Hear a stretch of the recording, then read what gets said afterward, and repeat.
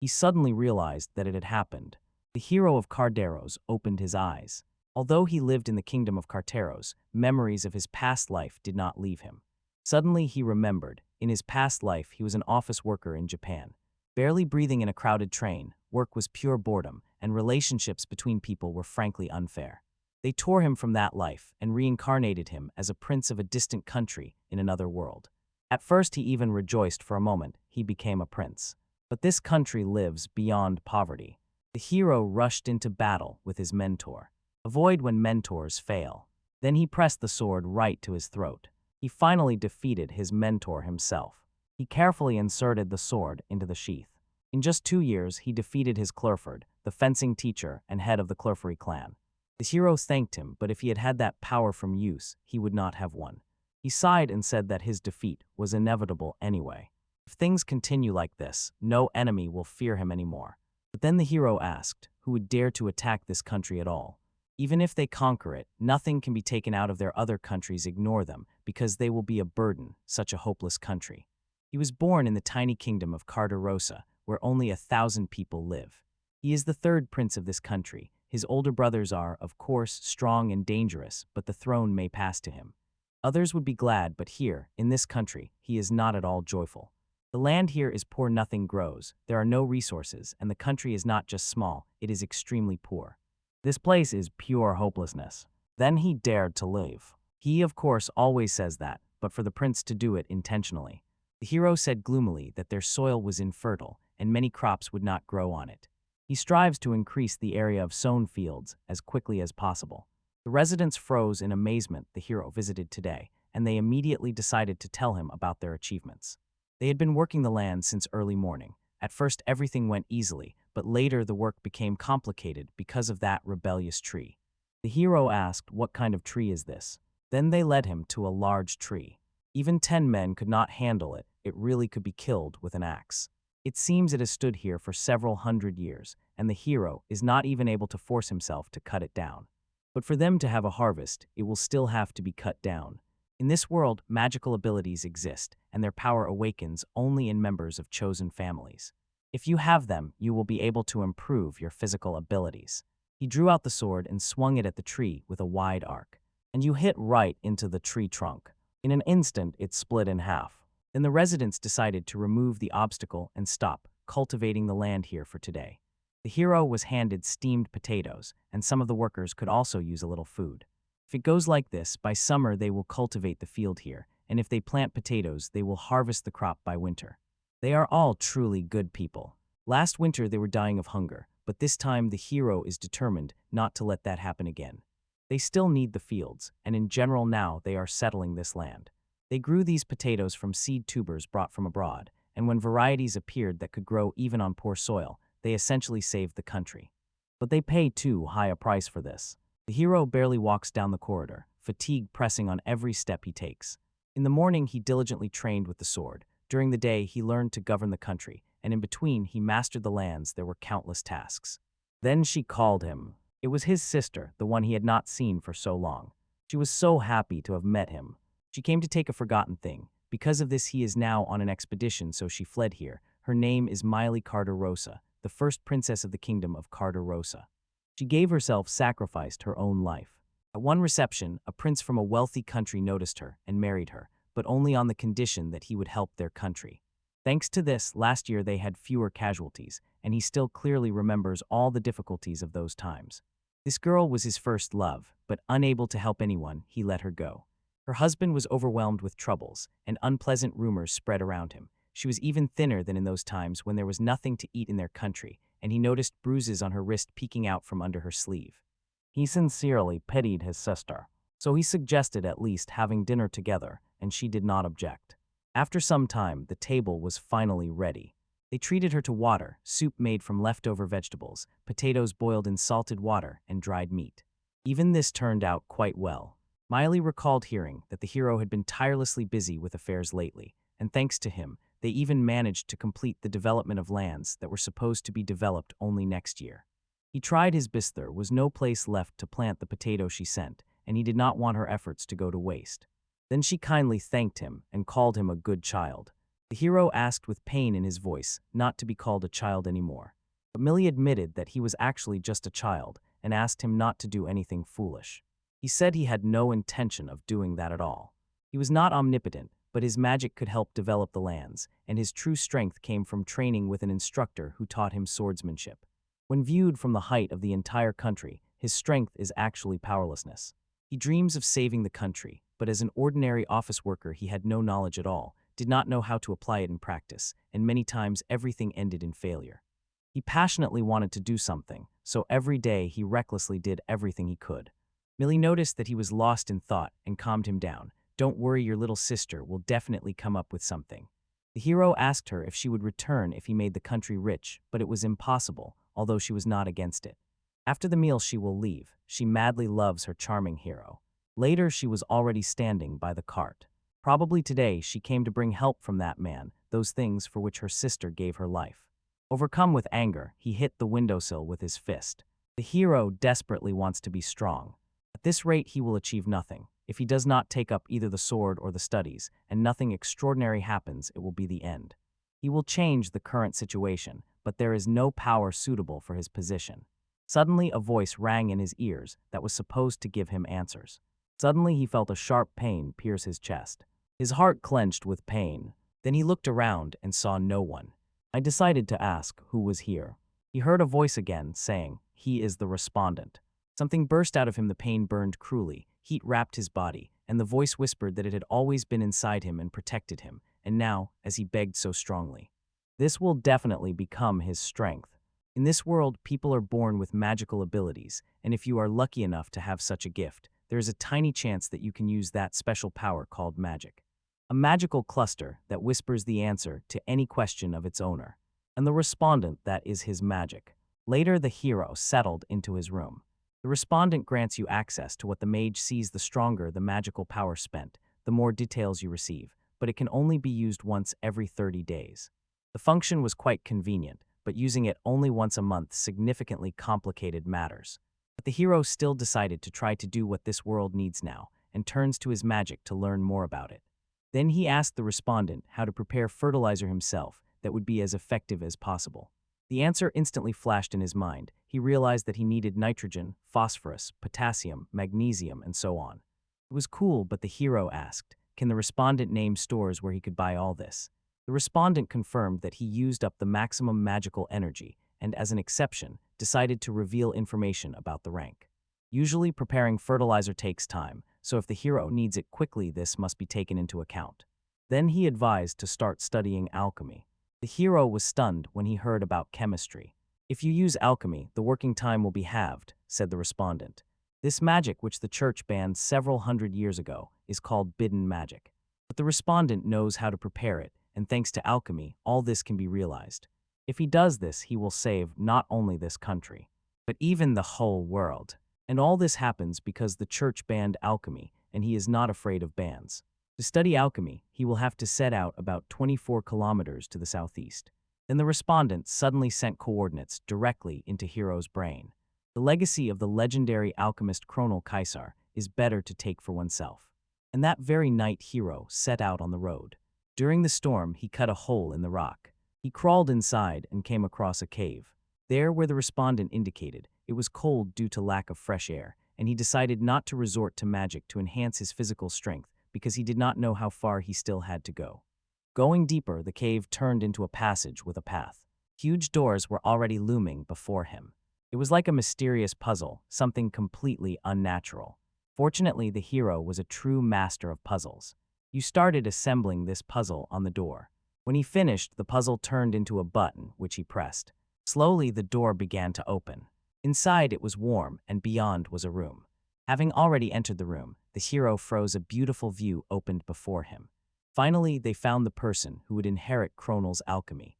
He had been waiting for this moment 160 years and 32 days. The hero asked, was he Colonel Kaiser, the legendary alchemist? It is true, but not exactly in fact. It was only a golem with recorded memory, waiting here for his successor. Alchemy could do this too, and the hero suddenly realized that the church considered it desecration. Suddenly Golem said that he had no time left. His existence was temporary, and in 5 days all the magical powers that held him here would be exhausted. If so, every second was worth its weight in gold, so the hero decided not to delay and immediately asked him to teach alchemy. Gallum was glad he did not hesitate and intended to cram alchemy knowledge into his head in 5 days. The hero even caught himself smiling. He had little food and water left, but it seemed he would endure these 5 days of training without rest or sleep, recovering with magic. There was only one big problem: he would not be in the castle those days. The golem said that everything he would learn in these 5 days was only the basics, and then he would have to study for materials. This meant that after learning the basics and concepts, the hero would be able to study independently and do so effectively. Then the golem asked what the young man's name was. His name is Hero Carter Rosa. When the golem heard his surname, something clicked in his head: this family, and these eyes suddenly reminded him of someone. I decided not to dwell on this and immediately start the lesson. The hero was simply glowing with joy and called him the teacher. No one had called him that for so long. And so, after 5 days, he finally completed the preparation. The colonel asked, was the very foundation of alchemy truly perfect? You answered yes, because alchemy is initiated differently. Magical power of various waves is poured into a special blue stone, unlike other magic. Alchemy is like programming. Repetitive rules spin again and again. Waves pour living magic into the code, and the blue crystal is like a compiler. To create magic or code, you need a clear understanding of function, pointer, array, and parameter. And when you already know where the seals are hidden, it's time to carefully mix the connections between magical forces. From this combination and fusion, you can create matter, a body, or even a soul, say, rational magic. If you put it all together, it looks roughly like this. The colonel was pleased that he managed to do it, because if someone else had been there, he probably wouldn't have been able to teach him the basics. The hero was lucky he knew programming. If he hadn't, he would have had to spend a few days to understand the basics. Cronel said that among all magic, there is nothing like alchemy. It is the most rational and the most beautiful of all. But now he had calmed down, he can finally leave. He recognized him as his successor and passed on all the accumulated wisdom to him. He thanked the hero and sincerely prayed that even more of this knowledge would fall into his hands. And may he pass it on further to the next generation. Enro sincerely thanked his teacher, because he will definitely do it. He learned the basics and finally mastered the very concept and idea. Later, he immersed himself in the materials left by the legendary alchemist Cronel Kaiser. He gained the power of alchemy forbidden and long lost in this world, but with it, everything can be changed. 2 years have already passed since the hero immersed himself in the world of alchemy. Simply put, alchemy is the art of transformation. Everything requires material. The substance can be slightly changed, but turning stone into gold is impossible.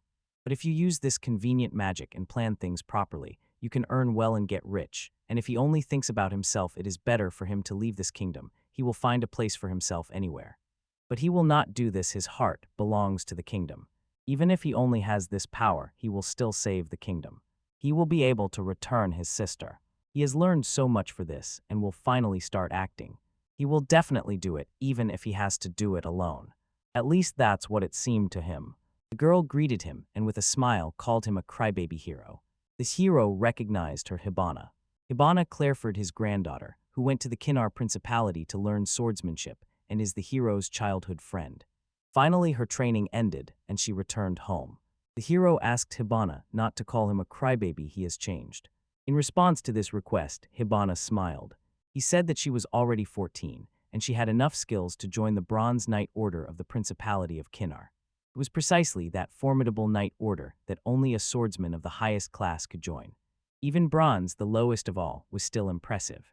The hero asked why she had returned after all. At her age, one could join the Order of Bronze Knights and then enter the Order of Gold, and for a swordsman, this was a true honor.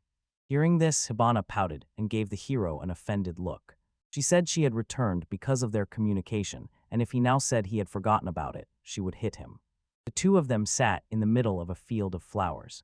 She hugged the hero, who was crying because Mila was getting married, and asked him to smile so they wouldn't be sent home. But he too, the one who bought her, could not hold back tears. After all, he also loves Mila and does not want to see her so sad.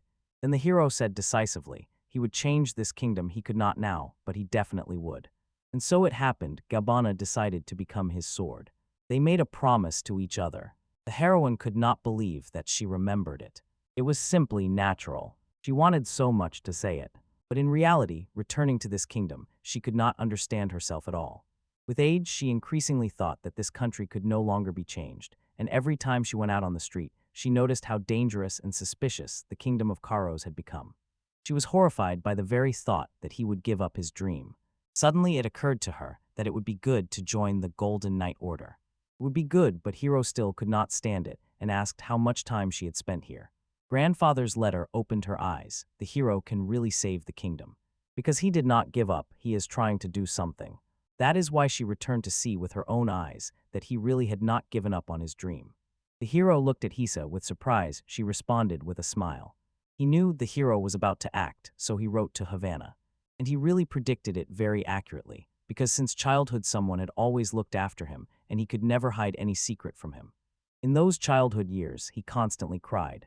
His and Hibana laughed at this. In Hiro, Hisa and Hibana returned. Right now probably the best time. Then Hibana asked to wait. She asked with a spark in her voice, how is he going to save this worthless kingdom? She became terribly interested. Will he really be able to bring to life what he planned? She also loves this country, so she wants to save everything that can still be saved and fulfill their promise.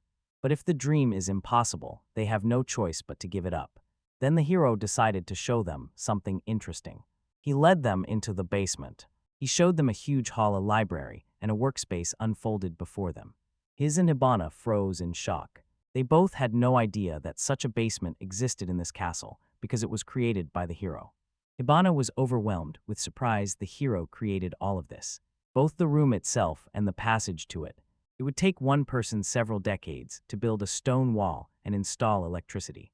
He himself did not believe it. With the carpentry skills of their kingdom, it was simply impossible to build something like this. The hero said that this was only possible thanks to magic, could not be done by human strength. He kept going over his plan in his head, but he couldn't even imagine that he would prepare something like this. But they were still too early to be surprised. What hero wants to show them is still ahead. And he finally decided to show the fruits of his desperate training and research over the past 2 years. This invention will fundamentally change the small kingdom of Carteros. He opened the door, and before them appeared a multitude of plants. Inside grew wheat, the very same that in the kingdom they could hardly grow. Their ancestors tried many times, but no attempt succeeded. This was a testing place. Here he creates and tests things that will help their country. One of the things turned out to be wheat. He increased its viability by selection, and it worked. Now it grows even in a cold climate, gets sick less often, and grows much faster. We can be planted in spring and early summer, and we grow incredibly fast. How tasty! There is so much sugar here that the bread will be fluffy and sweet. Hibana, with surprise in her eyes, asked, what will happen if I plant it in the ground? Will it really grow the same way? But it won't work no matter what kind of wheat it is. Without nutritious soil, it simply won't sprout. And I decided to show what fertilizer is used in this soil. And he showed them the body of the monster that lay eerily among the wheat. Creatures that devastate the native land. He said that their bodies are filled with harmful vapors, because of which they cannot be eaten and which poison the environment.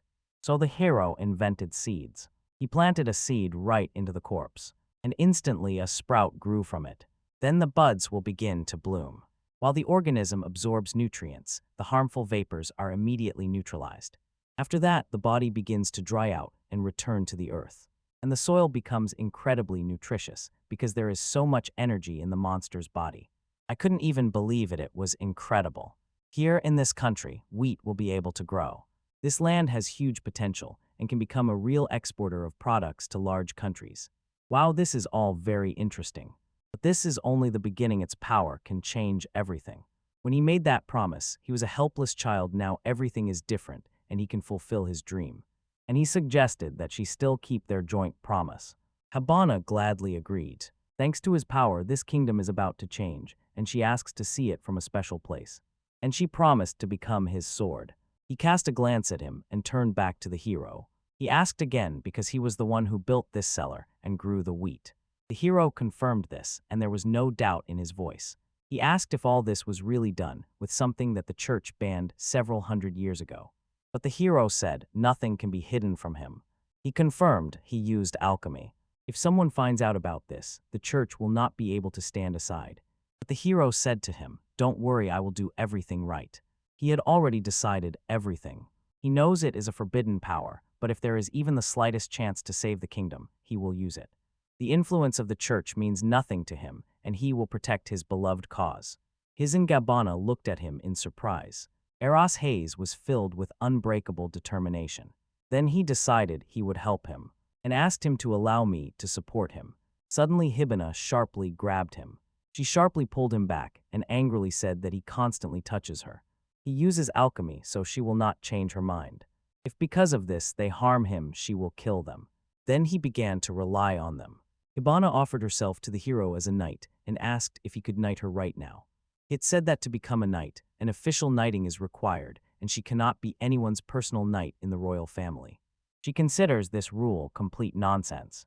The royal family must personally knight the knight, conduct the ceremony, and hand him the sword they crafted, because knighting is a very important tradition and nothing can be skipped here.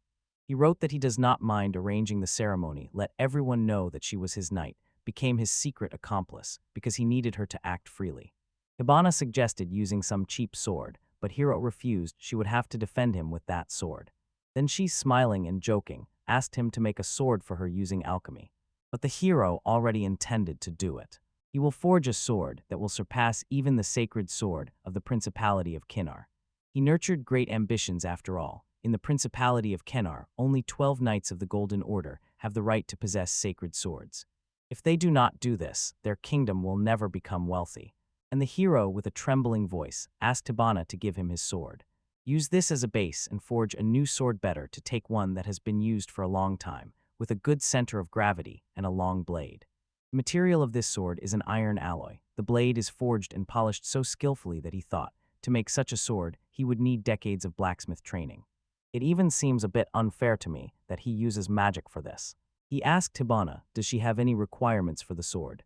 Her technique is about speed, not weight. She cuts the opponent, not crushes, so the sword must be light, a little shorter, and with a slightly lower center of gravity to maintain intensity.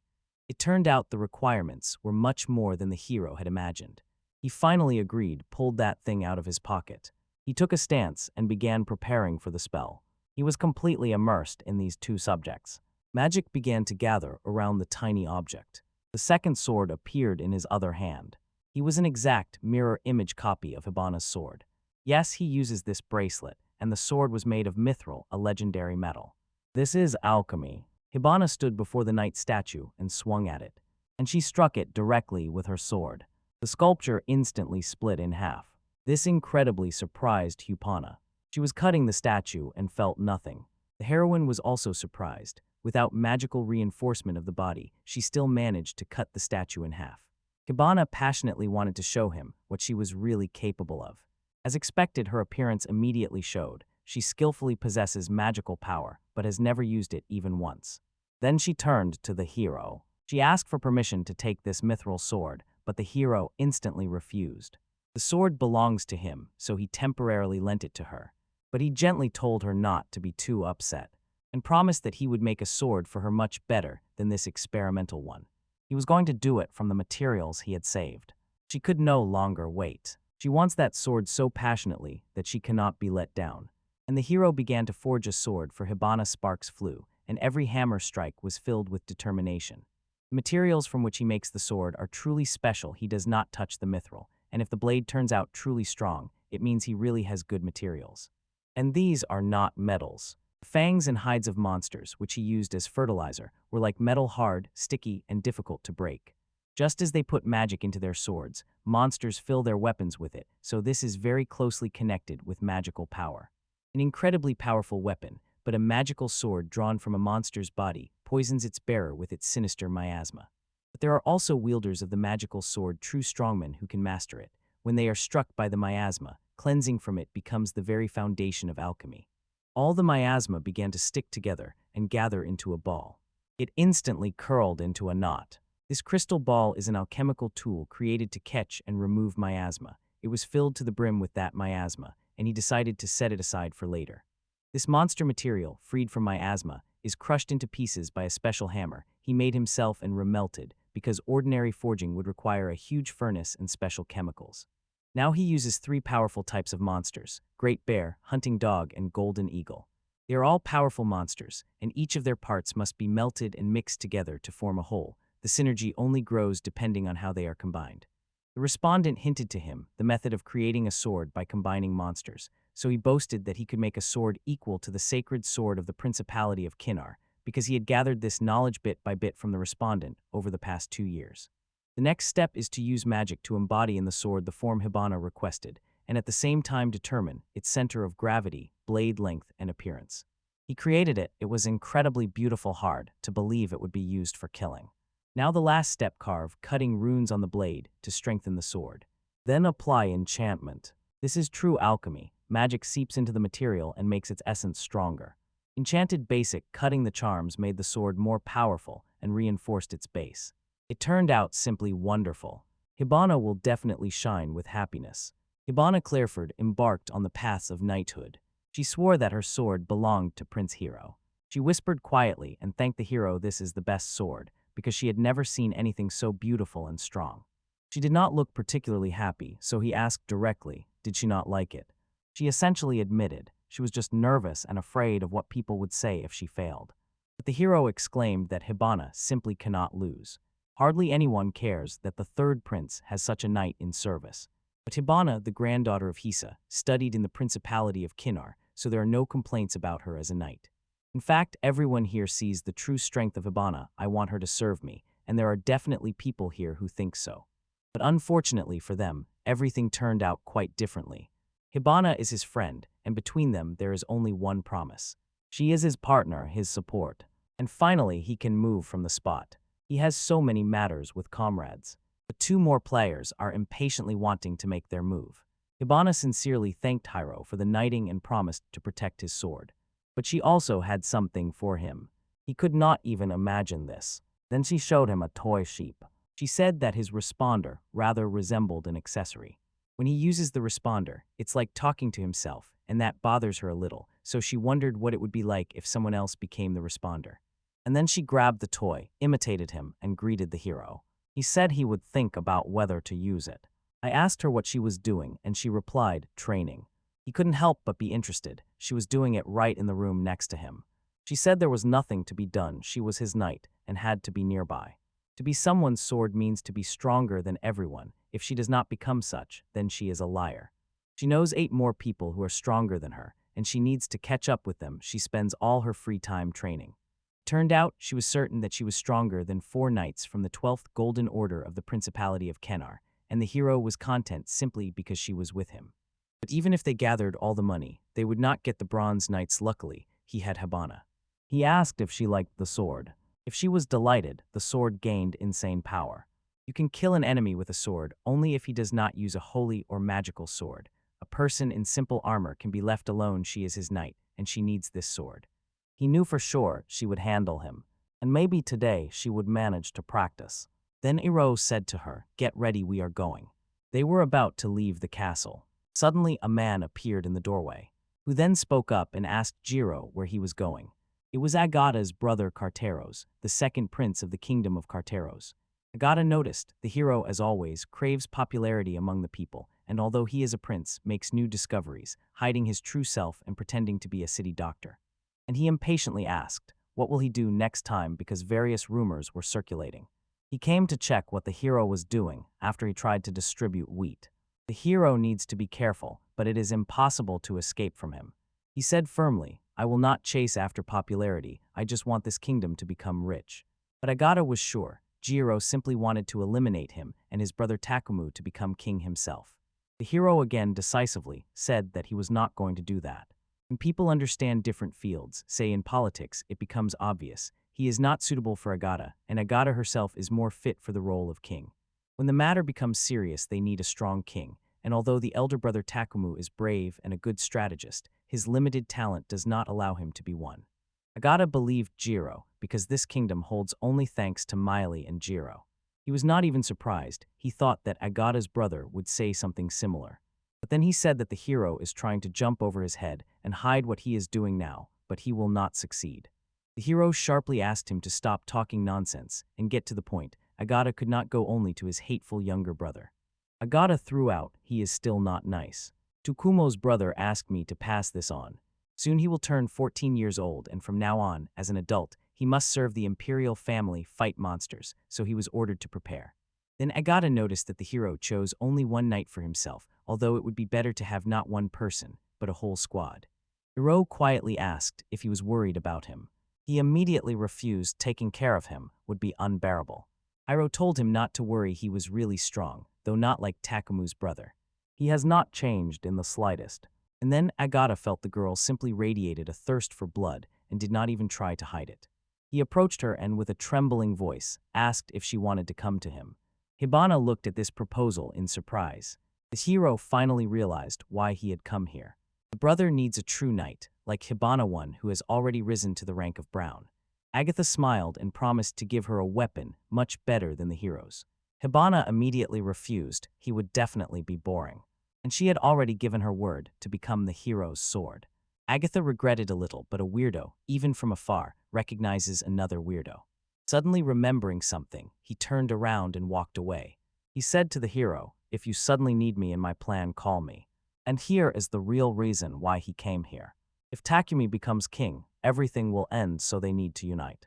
It seems he wants to use Hiro to get ahead of his brother Takumu in the line for the throne. But only he could effectively use Hiro's inventions. He only knew how to create things and needed the power of Agent. It was truly a wonderful offer.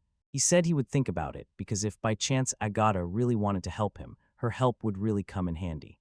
After that, Agata anxiously began waiting for the right answer from him. Hibana was boiling with indignation. He called her to join him so casually that she never managed to understand him. Agata was sincere, the hero himself confirmed it. He had so much common sense that his words hardly seemed like lies, but Hibana still considered him a liar. He constantly slandered the hero, and between them, the brothers, a deep chasm spread. It's not even clear if he is really their kin. One day the father suddenly brought him from somewhere and said, "This hero is my son." The brothers were understandably upset. He, a child of unknown origin, has the right to inherit the throne. Then Bana remembered what he had just said. She asked again, doesn't the hero want to become king? And indeed the status of prince suited him better because he could do whatever he wanted. If he becomes king, the crown will take away his time for alchemy, and he will start blaming his brothers for everything. But Hibana thought he will become king. Her intuition is good, and of course, she would like to become the king's knight. But later they decided to move on. Today they would need her strength, which she was so proud of. Some time passed and they found themselves in the forest, or more precisely, the Devil's Forest. It is here that she can truly fight strong monsters. Hibin was delighted. Simple training did not develop her. These words sound too loud for such a dangerous place. The Devil's Forest is a place where evil monsters have settled, capable of causing enormous damage to the surrounding territory. Even if the monster is killed, its corpse will not be useful. It will have to be left in the forest, and this will hang as a heavy burden over the kingdom of Carteros. Hibana raised an eyebrow and asked, "Are you sure that such clothing is suitable for a covert mission?" But the hero smiled slyly and said that this clothing was created with the help of alchemy. He wove it from the thread of that insect monster and cast the same spell on it as on her sword. The threads turned out to be incredibly strong, hard as steel, so Hibana decided to still try to stab the hero with a knife. And she really did not cut him. The hero asked why she did not believe him. If it had been even a little closer, he would already be dead. But she said directly, "A person who gives false information in a moment of mortal danger must die." She asked with despair in her voice, "What is the problem if he is not dead?" She was taught this in the Principality of Kinnar, there you can only be strong. He realized, as her master, he must rid her of harmful habits, and this will not be easy. Hibana added that this hero is her childhood friend, and it is very easy to talk with him. Hearing this, he smiled inadvertently. He felt a little happy. Hibana, not hiding her surprise, asked, "Why did they come here?" He suddenly remembered that he had said nothing, and decided to name 2 reasons. Firstly, he wants to see for himself what resources are here. She asked with interest, could there really be ore deposits here? Maybe, but he really wants to know what monsters are here. After all, monsters are also a resource. Here I turned monsters into fertilizer, and that's not all. Their clothes and even Hibana's sword are made from monsters.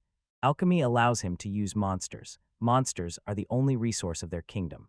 She agreed with him and, barely restraining her curiosity, asked if he wanted to know what monsters are here and what they are capable of. He confirmed this, and they will go deeper into the forest. She assured that if Hibana suddenly got scared, she could calmly run away. Because the monsters they had fought before were weak, they lost the battle for territory, and were incomparable to those waiting for them deep in the forest and were much stronger. She said she could not run away, the blood in her boiled, and she would finally be able to test her baby in action. How much it calmed me to hear this from her. They found themselves before barricades, dangerous monsters awaited them ahead. Hibana remembered and asked, what was the second reason? He said that every act for the sake of saving this kingdom mattered. Hibana simply did not understand what he meant. Suddenly, guards approached them, asked the hero prince what they were doing here, and anxiously asked him to leave because it was dangerous here. He quietly reassured, do not worry, and asked if they recognized his sword. He added confidently, his knight was stronger than him, so there would be no problems. He begged them to let these people pass, because it was a very important matter. They listened to him but asked, do not overdo it. And they asked us to be more careful. Suddenly, the clanking of armor sounded from afar. They still needed to talk someday. He absolutely did not want to meet him so early. The guards opened the gates, and a man appeared before them. Behind him stood a whole army. He turned back alive and unharmed. Here he is, Takumu Cardarosa, the first prince of the kingdom of Cardarosa. Takumu could not even imagine that he would meet the hero here. He also did not expect this, and stunned, asked if they were really going to kill monsters. He warned, this is a battlefield, you cannot be unprepared here. That is why he will not be able to return, he came here prepared. Takumu said coldly that he could do whatever he wanted, but there would be no help from him. The main thing is that he does not die. If she is here, he definitely will not die. The hero confirmed that his knight was truly wonderful. Suddenly Takumu said that he already knew the hero and Agatha fought. He found out so quickly that he himself was surprised. Only a few hours had passed. It seems that Agatha herself said directly that they cooperate with him and distract Takumu. Takumu strictly ordered him not to do anything unnecessary. This kingdom must not become wealthy before the right time. The hero instantly thought that the neighboring country might attack them. So far they are not interested in this in their kingdom. It simply has no value. Once they had rich land and many people, but the neighboring country captured the kingdom. The last piece now borders the Devil's Forest. If there is anything valuable in this territory, neighboring armed countries will definitely take it. The hero whispered to his brother that the time will come he will return the captured lands, but their troops were unequal, and even when that happens, they will not be able to protect them. Takumu's brother is eager to return the land that provided most of the kingdom's food. If those lands are returned, there will be more food and people, and most of the kingdom's problems will be solved. The problem is that after the territory is returned, retaliation may come, and it will not be possible to win an open war against a country with twice the population. But Takumu seems to have his own trump card, a chance to snatch a quick victory, so his plan is not entirely doomed. He is just gathering strength now and will definitely carry out his plan. If they do nothing else. But if the enemy finds out and attacks before he manages to decide, all is lost. This is a warning. If they interfere with him, he will not care that they are his brothers. Only he can help the kingdom, but then they will have work with Agat, and there he will not be able to help at all. They are smart and strange guys, but the kingdom cannot do without them. At first there was light tension between them, but later they began to part ways. The hero exhaled and retreated further. This is a warning. If he does it again and again, he will surely perish, but he does not intend to let go. To believe that the only way to make the kingdom rich is to win the war, and in a certain sense, that is true. Agata's brother knows what Takumu's brother will do, so he stands watchful guard. The chances of defeating neighboring countries are small, and they will not be able to keep winning. He knows this and is afraid. If he puts everything on Takumu, they will perish. That is why he did not extend a helping hand to the one he hated, even when he was about to stop him. Agata and Takumu are going to save the kingdom differently. Takumu wants to become a vassal of a strong country so that it protects them from neighbors, while Agata believes that nothing can be done with Takumu in the way. The irony is that the two brothers do not get along, but each in his own way tries to save the kingdom, although they share the same burning desire. Then he noticed Hibana became a little quieter.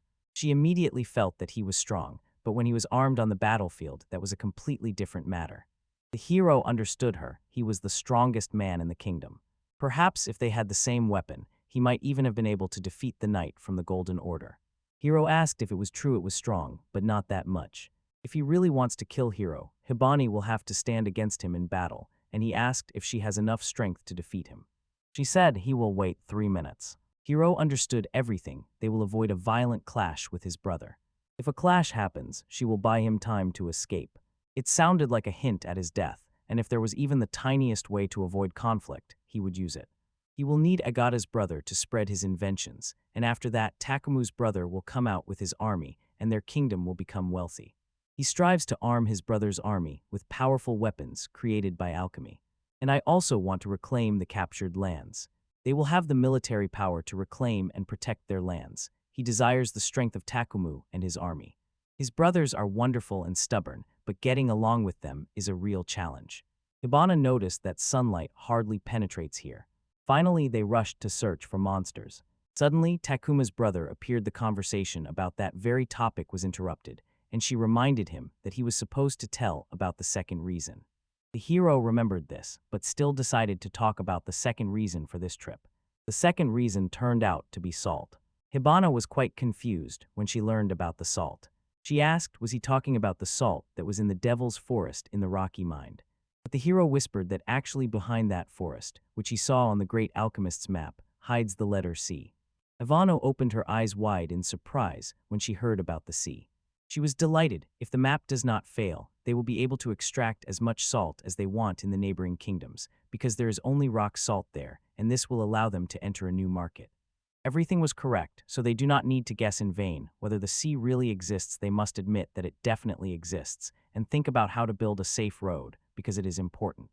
In this forest, not only monsters are dangerous, the roads here are also simply terrible. The forest is dangerous even for ordinary soldiers, so he made a compass. He attached a magical needle to the compass and wants to combine the search with testing. It determines where we are now, between two stones that point together in one direction. He rejoiced he managed to confirm that a regular compass does not work.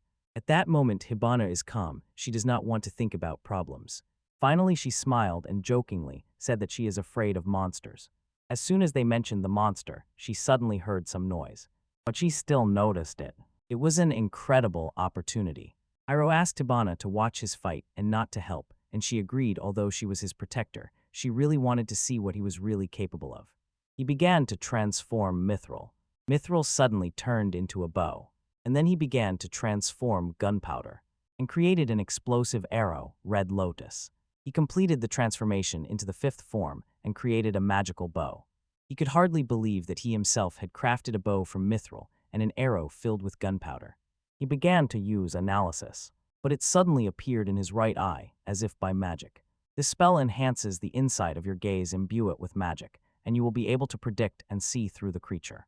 He examined the structure of the monster's muscles, determined the center of gravity, and saw its movements. Then he decided to raise a bit of wind, and from his bow he released an explosive arrow. The monster had already jumped straight at him, but the arrow still hit him in the head. In a second, the monster exploded. Hibana realized that the hero had guessed the monster's jump spot and blew it up. He sealed the magical power, and it instantly responded to the gunpowder. The monster turned out to be incredibly resilient. If he hadn't done this, they wouldn't have had any chance of victory. Suddenly, the hero heard a rustle behind him again. Then he transformed the bow into another form, a magical spear. She couldn't believe it. The hero was not a swordsman at all. He said he was an alchemist and could use everything he created. The bow to strike from afar, the spear to fight at medium range, the sword for close combat. As soon as enemies come too close, he grabs a knife and stands behind the shield, and for a powerful strike uses a hammer. This weapon had 1,000 faces. Magical transformation, Mithro. It was cool, but Hibana thought the rules forbade him from using weapons that could change. But if he has only one weapon, he won't be able to move far from your sword and will become a burden, so Hibana pushed him aside. She froze face to face with the bear monster. She cut off his paw with one sharp sword strike. Then she swung the sword at the bear's leg, and she again, like an arrow, rushed straight at him and cut off that head. Imagine, with one strike you cut off his limbs. He and Hero valued completely different things. And that's still not bad. He didn't even have time to sigh. Her swordsmanship was flawless. He asked in horror, are all people in the Principality of Culinary monsters like her? She reminded him that they still have 8 people stronger than her. But still they are a real threat to them. She asked in surprise, why does he think so, since there was no dispute between them? Now the kingdom of Kateros is not interesting to them, but as soon as he enriches it, everything will change completely. They will be able to destroy Kateros while it is weak and take all its inventions. For him, strengthening the kingdom is as important as increasing its wealth, so he wants that relic. The kingdom can become such a powerful force that it can defeat the Principality of Culinary, and once it becomes such, no one will be able to overcome it. Because that is what a prince does. He thinks about such things. She asked us to take these claws for them. They are quite sharp. This is why he has a special miasma bag. If it weren't for it, the miasma could have killed them, so Hibana anxiously asked if they needed treatment. The hero said that magic is needed for that, but he is saving it for more important matters in the forest, so he cannot. Finally, she easily lifted 30 kilograms and was ready to go. The hero has not yet fully explored this forest, so Hibana wants him to encounter a stronger monster. He asked if she knew that the bear was nicknamed the Blade Bear, and that they say, everyone who meets it will die, because it has rank A and is an extremely dangerous monster. It turned out to be much stronger than him. At that moment I realized, as long as Hibana is next to him, he definitely won't be killed. She was a very reliable knight. Finally, they reached the sea. The air was filled with a salty smell, and Hibana at first didn't even believe they had reached the sea, although she heard the sound of the waves. When the hero saw the sea, his heart immediately filled with inspiration. This is salt. If they manage to transport it from here, they will be able to earn money by selling it to neighboring countries. The journey here took half a day, and it was worth it, so he asked Hibana how much more she could carry. Right now, she is carrying about 50 kilograms of monster material, and she can still carry the same amount. She asked tremblingly, is he asking to find out if she managed to save him because she couldn't push herself too hard? Then they will take 100 kilograms of salt, and he will take half for himself. Hibana, barely containing her surprise, asked if he really needed to take so much at once, since they had already found sea. He explained, if they take 100 kilograms at a time, it will be a wonderful gift for the kingdom. Imagine, one person consumes about 15 kg of salt per year. For 1,000 people, that's 15 tons, so if they bring 100 kg 15 times, it will cover the kingdom's annual salt supply. To have less trouble, he was ready to take a little risk. He fervently hoped to manage to gather salt by the end of the day. He suggested, let's start producing salt. Hibana asked if she could help with something, and he only said, later. Then while waiting, she decided to fish and immediately took off her clothes. He wondered, isn't she ashamed? She swiftly caught a fish to eat it. The water pleasantly beckoned, and she asked him if he wanted to swim. He was going to do it, but only after he did what he came for. Then he held his breath, gathered his courage, and prepared to say the spell. He rowed, cutting through the water and diverting it to the side. And he created a glass pool from the sand. She could not believe that he did it. And I thought, how many days would it take if they made the pool the old way? Hiro could not take his eyes off Hibana's body in the swimsuit. He thought it's still too early to be surprised. He will turn his guts into a hose, and it doesn't look very pleasant. And then he will fill the pool with water. The water suddenly started flowing by itself. Hibana asked in surprise if this was also magic, but it turned out to be ordinary science. Here everything works like a siphon. Water from the sea, which is higher, flows into the pool, which is lower. Then as if by magic it turns seawater into salt. It's all alchemy and it takes very little magic, she asked. He sighed. Waiting for the water to dry by itself was impossible, so they could do nothing about it. All the water evaporated, only salt remained. They got the salt and Hibana was delighted. But then the hero started adding water again. There is only 4 salt in seawater, and he knows how much water needs to be added to completely fill the pool. So it is more efficient to collect salt to increase its concentration and build up the quantity. He began repeating this over and over again. As he thought, it was hard for him to release so much magic so often. Suddenly Hibana began wiping sweat from his forehead. Then she handed him some water. She said he shouldn't strain himself so much if he suddenly feels unwell. It's better to rest. But for the hero, the end was already very close. If they don't collect it now, all the efficiency will simply be lost. He turned to Hibana, asking her to help him collect the salt. And this bag is also completely made of elastic material. It stretches simply wonderfully. Hibana sawed the log into several boards, and with these boards, they immediately started gathering salt. She asked in surprise if it was really that easy to make salt. If you do everything yourself, without alchemy be prepared, it will take at least a week. She wondered how many training sessions were needed for her magical power to suddenly surge like that. But it was just lucky. The hero was born with such enormous magical power. Incredible, he has so much magic and also has a receiver. The more magic he pours in, the more information is revealed, and only he can use it fully. Hibana was a little jealous and asked why he didn't use magic to gather all the salt. They were returning to the Devil's Forest, and he felt that his magic might not be enough, so he apologized they would have to work with their hands.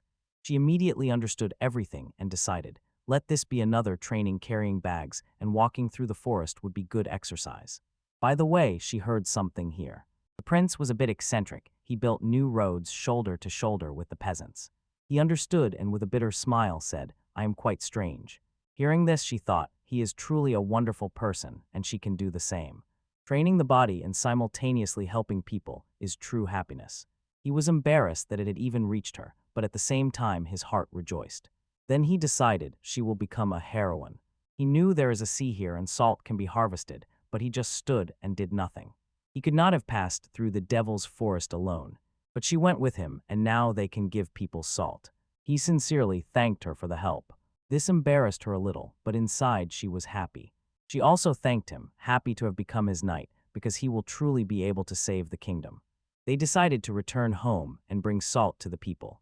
When they were walking, darkness had already fallen around. Hibana suddenly noticed barricades ahead, as if she still had a sea of strength. But in reality, they had been walking for a very long time, and even she began to feel tired. She could walk even in the moonlight. She was well trained, and the hero could walk because he used magical sight. Then she suddenly noticed, on their path they almost never encountered monsters, all because he used that perfume.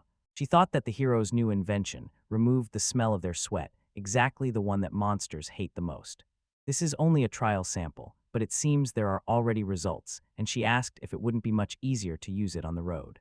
He was forced to use them. He wanted to check what kind of monsters were here. If he could, he wouldn't have called these spirits, but circumstances and fatigue made refusal too risky. There are 11 species of monsters living in the forest. It turned out that this perfume does not work on 3 of them. There are monsters for whom the smell is not unpleasant, and those who have no sense of smell, about which he learned a lot.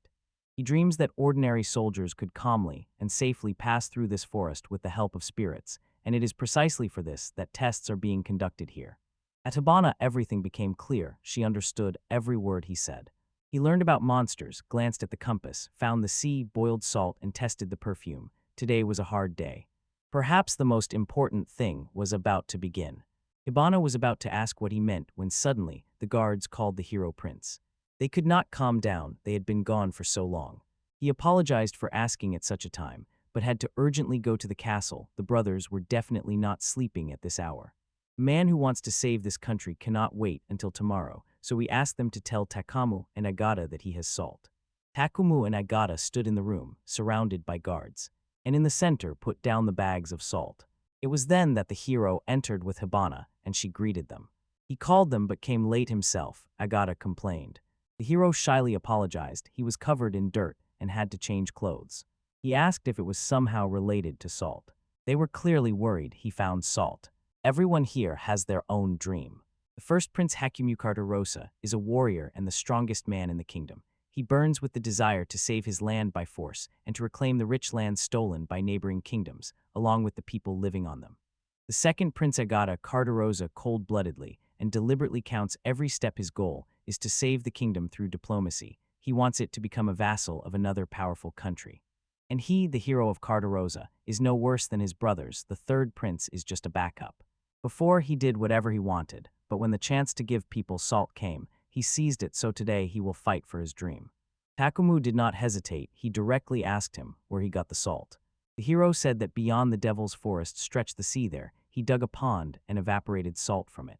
Yes, if only that were true. How many people have died because of salt? For a handful of salt demanded by the neighboring country, they sell their treasures just to buy it. They do not have enough food, but they throw it away. That's why their people are dying of hunger. Their kingdom desperately needs salt. The lie about salt is just mocking those who cried. So Hero decisively said that he is not so mean as to lie about salt. Takumu suddenly understood everything, and for that he was showered with praise. Asking a man who wants to become the next king to acknowledge his achievements is a bad move. He did not expect it, but now is the time to ask him. Then he approached Takumu and had only one request. Only together with Hibana can they pass through the devilish forest. No one but them can do it. If something happens to them, they will not be able to deliver the salt, and they cannot be left without it. He asked him for an army. Takumu immediately agreed. Tomorrow he will pick the best fighters, send them, and personally lead them. Hero shines with joy. Takumu also came, and now he can show him how to make salt. He can fully rely on the soldiers his brother personally trained, and fortunately, they did not even ask him questions. When Agata suddenly asked if they hadn't gone mad, she sternly reminded, "This is the devil's forest. It's very easy to get lost here. you have to think ahead about attacks by dangerous monsters, because the kingdom is on the brink and soldiers cannot be wasted. Unlike Takuma's reaction, he grasped it instantly. He has already achieved great results. Takuma wants to establish stable salt supplies. Agata is indifferent to this, but he needs to be convinced, otherwise there will be many problems. When the hero told him to calm down, he created magical devices. A magical compass that will always find the way back with it. They will never get lost. And if these spirits are used, 3 of the 11 types of monsters will not even dare to approach. The best squads will probably cope with the last 3 types. He prepared information about the monsters and their vulnerable spots. But he still has no idea how to deal with those new monsters and can do nothing about it. Takuma agreed with Hiro. He and his knight have traveled the whole way side by side and saw with their own eyes that the compass and spirits work reliably. Moreover, Kuma asked, couldn't his army do the same as the hero? If that is exactly what Agata meant, he will take it as an insult. Agata then coldly said, no guarantees that the hero is telling the truth. Then Takuma showed him a large pile of salt that the hero brought, and Agata still does not believe that behind this cursed forest there is really a sea. They will manage to save their subjects. Then, having heard all this, Agata agreed. He clearly knows obtaining salt is his highest priority, but I still decided to ask Kuro how he found out that there is a sea beyond the forest. He will not dare to go to such a dangerous place until he is sure that he has explored everything since he found that sea. He must have a reason for such confidence, especially since it is unknown how he managed to create so much salt in one day. It is unknown why he made tools for traveling through the forest. All this has its reason. He has always been incredible and frightening, but this is too much. He asked the hero to explain himself, otherwise he would not have believed him. This time Takumu agreed with Agata. But the hero could not utter a word. There were too many people here to speak. He asked, release the guards. That was his condition. After some time, they found themselves alone. Although the guard stood by the door, Kam did not return to him. One day the father quietly told him that he was adopted. It seems to me they see him as if he were a younger brother, and he fears their strength. And not only that, they and their brothers imagine differently how to save their kingdom, and they understand this. Although they are brothers, there is enmity between them. For his wish to come true, the power of these two was needed, so hiding his power from them would be a mistake. It may still come in handy, so he will reveal his secret. The brothers passionately want to save the kingdom. If they are sure that his help will truly save the kingdom, he will support them, because he believes in the brothers' love for their kingdom. He must convince them that this power will help them. He told with excitement that he inherited from an alchemist, mastered alchemy, created tools thanks to it, and it was from the map in that inheritance that he learned about the sea. Hearing this, they could now expel him from the kingdom, and he did not know at all what they would do.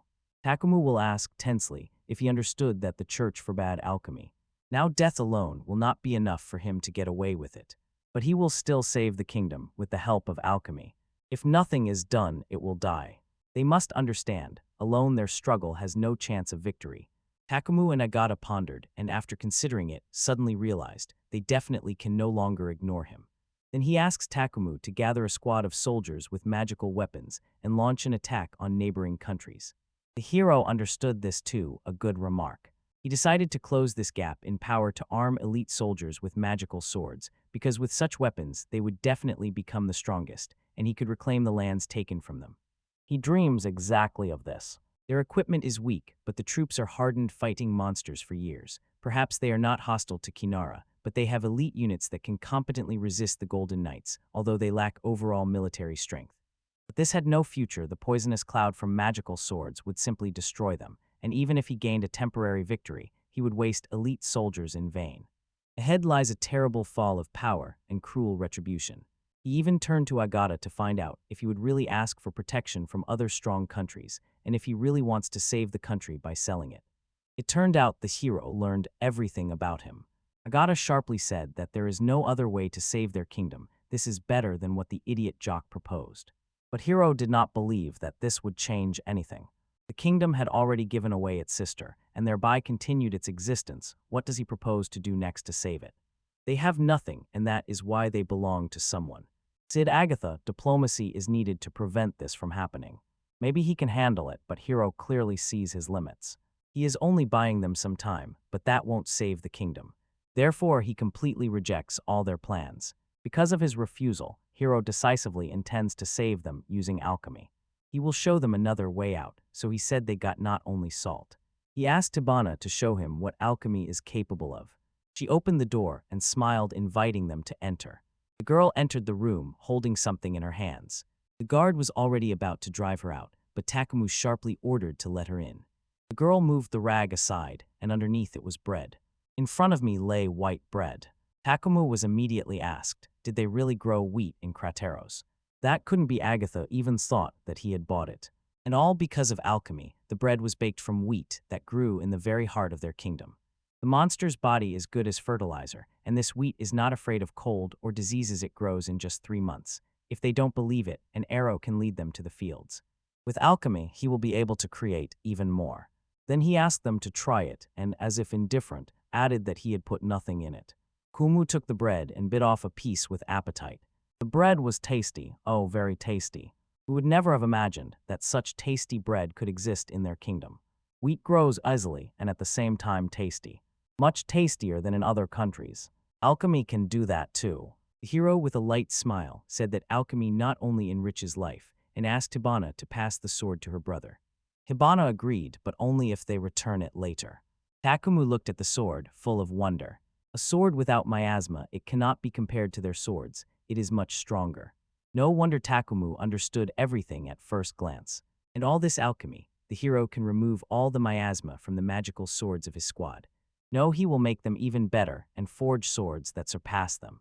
And he again resolutely declared that he rejects Takumu's idea about war and Agata's idea about a colony. He will enrich this kingdom through alchemy. They have salt, wheat, and swords. He will show them a rich kingdom that knows how to stand up to other countries. Thanks to all this, they will be able to defend themselves, and he strives to do more than just defend them. Their subjects have already suffered too much, and they also deserve happiness. For him, it is not enough just to satisfy hunger. He is doing his best to make the kingdom prosperous. Takumu and Agata looked at him, and then they laughed loudly together. When Takumu sacrifices the lives of his knights, what he does with them will turn out to be much worse than the alchemy of his younger brother. Agata agreed with this. They would just be wasting their lives. And they said that the hero was even right. They were just stalling, and they will not lead the kingdom to prosperity. They knew this deep in their hearts but did not want to give up, and he was doing his best to save the kingdom. Strangely, he is glad that the kingdom will be saved. But he was better. He is laughing, but it is visible he is sad, the hero thought. He revealed his secret to them because he saw that they wanted to save the kingdom. The form is different, but the meaning is the same. He asked them not to say that he would manage on his own, and not to say that everything they do is in vain. He had only one request to them: to help him. He can make this country rich, but he does not know how to command everything and fight like Takumi. And he will not be able to inspire people or negotiate with neighboring countries. Alchemy can only create useful things, but if treated incorrectly, it will fail and then nothing will work. He needs their strength. And so he decisively says, I want to use both. Agatha called him stupid, but he really believes that they will just follow him. No, he wants them to use him. He believes in them, in their strength and intelligence. If they unite, they will be able to save their kingdom. He acts in the shadows, but he cannot manage without them. And let them decide for themselves who will get the crown. Takumu and Agata met each other's gaze. In these words of the hero hides what he truly meant. What can you do if his younger brother says something like that? He, like a child, will not be able to keep silent. Now he has Takumu's army, and he will act not as a prince, but as a general. Agata still decided to help the hero, although he was weaker than her in skill or had accidentally inherited the alchemist's legacy, and she did not want to follow him. But when their ship began to sink, there was no choice, she had to help him. He will support him, and he will become a minister. The hero asked simply and distrustfully, what did they mean? Takumu quietly explained that he had renounced the throne for his sake. Agata did the same because she believed it would be better for the kingdom. In other words, they would recognize him. They will remain silent about alchemy. If he believes in himself, he will be able to save their kingdom, and they will help him. Here are his brothers. They approached and asked him if he believed him. If he tells them directly whether it is true or not, they will take it as an insult. Then he, with a trembling voice, asked them to help him. They gladly told him to rely on them. For the first time, the 3 princes of Crateros united. This is the real beginning, but not of the salvation of the kingdom of Crateros, but of its flourishing. He fervently believed that united they could do everything, but this faith proved to be in vain. Morning entered the room. The hero slowly opened his eyes and yawned widely. It seems the negotiations with the brothers exhausted him, and he did not like it very much. Suddenly you heard a voice from behind asking if he was going the right way. The Takumu squad and Takumu himself gathered their equipment and set off for the sea. How good it is that they finally all united. He was entrusted with alchemy to enrich the kingdom, to take care of the army, to oversee internal politics, and to negotiate with other countries, but he could not handle it. He calmly trusts his brothers with what they are strong at. It turned out that there was one problem. The brothers refused the throne, so it went to him. He became the next king. Agata took up her usual work, but there was one task that only the king could perform. Hibana said that yesterday was simply incredible, as befits a prince, but now she has to call him king. But he asked her to just call him hero. That is exactly how he wants her to address him. Hibana agreed to this. Suddenly it came to mind. After returning, she had not seen the king even once.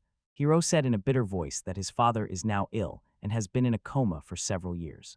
At first, Takumu was supposed to temporarily perform the duties of the king, but when his older brothers abdicated the throne, all these duties fell on him. Because there is a chance that the father will wake up, so you don't just choose a king. Regency itself leaves the kingdom unstable. Hibana understood everything and sincerely wished him luck. The hero asked him to stop talking about her as if she were a stranger. If he is very busy, then she will become the same because, depending on further events, they might send an assassin.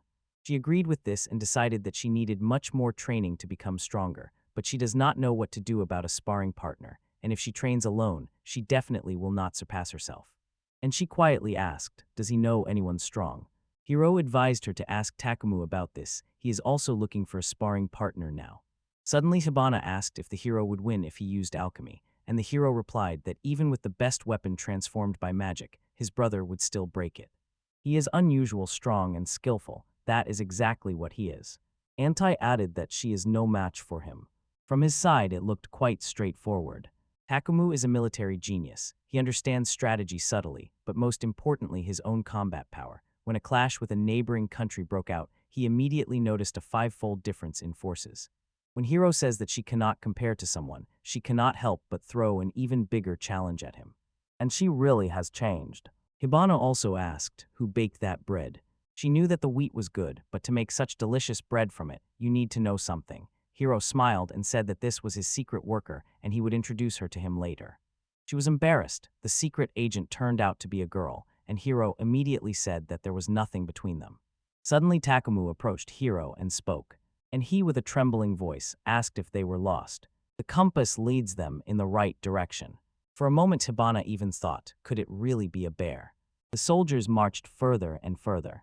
Hiro thought that today they would just come to the sea, look around, and leave. But Takumo said that they would camp by the sea to get salt, effort and time would be needed. And this was felt not only on those nights, when he had to pick people for the escort. Fortunately, about 50 unemployed knights were found in the kingdom. Other knights are overwhelmed with work in the royal fields and have no time for training, so instead of sending valuable specialized knights to mine salt, it is much more effective to build a base and escort real miners to the sea. Takumu asked anxiously if he could build the road on his own. There are so many trees and grass here that it is hard to walk, and there are plenty of blind spots, so they will have to defend themselves very carefully. Who knows how many years it will take to lay the road in the Devil's Forest. As soon as you think about it, it becomes clear. They need the road not only to transport salt. People will need hearty food, and later they will have to build a port for fishing. So this road is extremely important. If heavy wagons with ship cargo are to travel on it, it must be made safe. But to build the road, they have to fend off monsters, cut down trees, and clear sections for a path about 20 kilometers long. The hero thought about how much strength he needed to work without getting exhausted. There is no end in sight, and it is too dangerous. Suddenly he decided to admit that they were wrong. They did not have to go through that damn forest, they just wanted a safer way to the sea. Kumu again thought that he was saying something strange, but for Hibana it was already a usual thing. And the hero said by winter he would do something. Only 3 months left. He promised that he would definitely do everything. Hibana's heart tightened. She felt that he was plotting something. He was burning with impatience and could not wait for it. Finally, the soldiers reached the sea. Everyone burst out with joy. There really was sea here. The sun was already hiding behind the horizon, and through the crowd of people, they made their way here for a long time. What a relief they would not have to spend the night in the Devil's Forest. Suddenly the warriors shouted aloud the sea. They see it for the first time and feel the smell of salt. The best soldiers behave like little children. As soon as they set up camp, everyone will be free. The soldiers were talking, but they were most interested in food, especially fish in this sea. Finally, they began to set up camp. They set everything up quite quickly, and all because the sea simply enchanted them all. Takumu called Hiro and Hibana to go fishing with him. I really don't want to eat canned food, but the sea is nearby so you can eat something tasty. All three were already settled on the rocks, fishing rods in hand. Hiro caught a fish on his rod with excitement. There was not a soul around, and the fish were so careless that they were very easy to catch. She asked, "Can this fish be eaten?" Hiro loudly warned, "If the poison is not removed, it won't work." If the poison were very weak, Takuma wouldn't even refuse, he would eat that fish without hesitation. They took simple baits and the fish bit. Then Takumu turned to the hero. He renounced the throne and gave it to him. And as if not all his subordinates had accepted it yet. Takumu was right, his power captivated everyone, and they never thought they would submit to the hero. But he could do nothing about it.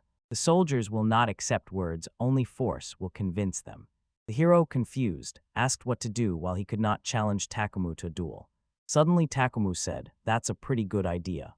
If it continues like this, he will never see a flourishing kingdom and never defeat Takumu. Even if they try to conspire, they will be instantly exposed because he has already taught them." He suggested that personal knights participate in royal duels, so he can defeat Takumu. The power of a personal knight is as strong as the power of a king. Hibana immediately said she was weaker than Takumu, and he confirmed this, adding that he would take on training her. He was already about to do it. After all, they need a hero who can endure everything. But his own light cannot be weak, so Hibana must train with Takumo to surpass him. He asked if she regretted it. She said no, because she had no right to regret the difference in strength between them. She is truly happy and will definitely become stronger. That was a good answer, but to become stronger time was needed, and Takumu had no time to wait. So the duel will take place in a week, and if she fails, the hero will back her up with a weapon created by alchemy. Two of them will be able to defeat him, and then he will be recognized as a strong king. The hero eagerly accepted his offer, and Hibana also did not object. So everything is decided, but he still needs to say one thing to test the hero. He claimed that alchemy would strengthen the kingdom. If he does not show him that this girl can really defeat him, he will not believe in his alchemy. He asked me remember this well. He said everything correctly. The hero was determined to do everything and show him. A soldier came and reported that they had finished setting up the tents, so now they could start preparing dinner. Victory over Takuma feels like a true miracle. He said that holding out against his brother would only last 3 minutes. Winning was impossible, so the only option was to buy time. She will train with her brother, but this week it will be impossible to equal their strength. Hibana said that he seemed depressed, and that interested me. After all, for an alchemist like him, there was nothing uninteresting. He constantly thought how to outpace his brother and what weapon to create to somehow compensate for that terrible difference. He was terribly angry about it. Night fell and the soldiers sat by the campfire roasting fish. They had to act according to the plan, so tomorrow morning they would start cleaning the beach and begin setting up the salt field. Hiro even recorded how to make the tool and asked them to follow the instructions exactly. Tomorrow he and his brother Takumu would leave and they would be left alone. There is a certain distance between him and his brother's soldiers. "Will you use the pool?" Hibana asked. In response, he decisively wrote that salt must be extracted without magic, so that those who cannot perform sorcery could extract it themselves. Despite everything, they still returned to the beginning, and the work increased significantly. But the hero still believed it was necessary. After all, her brother said, if she does not win, he will no longer say that alchemy can save the kingdom. If their power does not differ much from the powers of other countries, they will be able to do everything. At first, weapons were made for the weak. The perfect one must be simple and deadly. Anyone can use it, and it can kill anyone. It was once believed, as soon as a country becomes wealthy, someone will attack it, so they prepare powerful weapons. First, the enemy must be weakened, and only then will Takumu deliver the final blow with his incredible power. This is his main tactic. Hibana is undoubtedly grateful for that powerful weapon, but still wants to defeat him with her own strength. The hero also fervently wished for her to surpass her brother. It does not necessarily have to happen in a duel after it. She will either train for a few more days or surpass him. She promised him this. She did not know how long it would take, but she will become the strongest. If this does not happen, then it is worth nothing. She passionately wants to become worthy of the hero. For a while, they just looked at each other. Yuno turned away and with a bitter smile, said that it was good that she was so confident in herself. The air was a bit strange, and Hibana couldn't stand it. She asked what he had come up with. He resolutely sought to pave the way from the sea to the kingdom, but time was tight, only 3 months, and Hibana did not believe it would succeed. But the hero definitely believed in himself. He could do it, because he never says anything he is not capable of doing. So she needed to come up with a successful plan. There would be time for that later, but first, this week, she needed to craft a weapon. But that is not entirely true. Tomorrow morning he finished the road plan, then he would start building it, and during the construction process, he would think about how to arm it. In the morning, preparation for work. During the day, he builds the road and thinks about the weapon, and in the evening, he begins making a weapon prototype and training Hibana. This is almost about him, his strong point. A plan grows in his head, he writes it down and thinks through every detail. Tomorrow they will return to the castle, and the work will not wait, so he asked Hibana for help. He enthusiastically tells her his plan. After they pass through the Devil's Forest again, this, in his opinion, will be good training. He surprises her again and again. So they decided to do everything they could. The next day at noon, they found themselves near the beginning of the Devil's Forest. Finally, they reached the destination. All the papers were dumped on agate, and now they are starting to build the road. Hibana asked if they wanted to come in. They were just standing at the entrance to the forest. Cutting down the Devil's Forest was incredibly difficult for them. If they couldn't break through it, they would have to go here. Then he slammed his palm on the ground. He didn't want to go through the forest, so he didn't have to. What he builds can hardly be called a real road. He is digging a tunnel. It was even crazier than building a road. But everything turned out differently. The hero asked her to come to him. Alchemy is the manipulation of matter. Sand and earth are the best allies. The harder he digs, the deeper the pit. He digs at an angle so the cart can go without problems, and when he reaches the required depth, he starts going horizontally and lays the path to the sea. While digging the tunnel, they don't even need to worry. Neither trees nor monsters bother them, and during yesterday's trip, he noticed that there is no underground water here. True, he didn't know if there were underground monsters here, but as soon as they appear, he will be overwhelmed with anxiety. Hibana simply couldn't believe it. He digs tunnels using alchemy, and she just saw it with her own eyes. The hero asked her to believe or trust, but he himself already does this, and this time will do even more. Jebin was also afraid that the ceiling would collapse any moment, but the hero assured, the wall will be incredibly solid. Alchemy compresses the earth strongly. It cannot be compared to brick. It is much stronger, does not let water through, and therefore simply will not fall. As soon as they build this road, everyone will be able to safely go from the city to the sea. They will be able not only to produce salt, but also to catch fish. Due to overfishing in the lake near the kingdom, fish are almost impossible to catch, but if you move to the sea there will be much more food, and people will become happier. Hibana looked at his smiling face and could hardly wait for that day. And yet she noticed how much magical power was spent. She would have long since fainted. The hero reminded her that he was born this way, but she needs to know that it is hard for him too. Carts with 2 horses must pass freely. This is the minimum requirement for the tunnel, so it must be 8 meters wide and 5 meters high. The tunnel requires a lot of magical energy, and Hibana asked if she could help him. Wingaro gently asked her to remove dirt and stones. The soil can only be compacted to a certain limit, so do not pile up heaps of residual soil and stones. This really benefited her strength training, turned out to be exactly what suited her.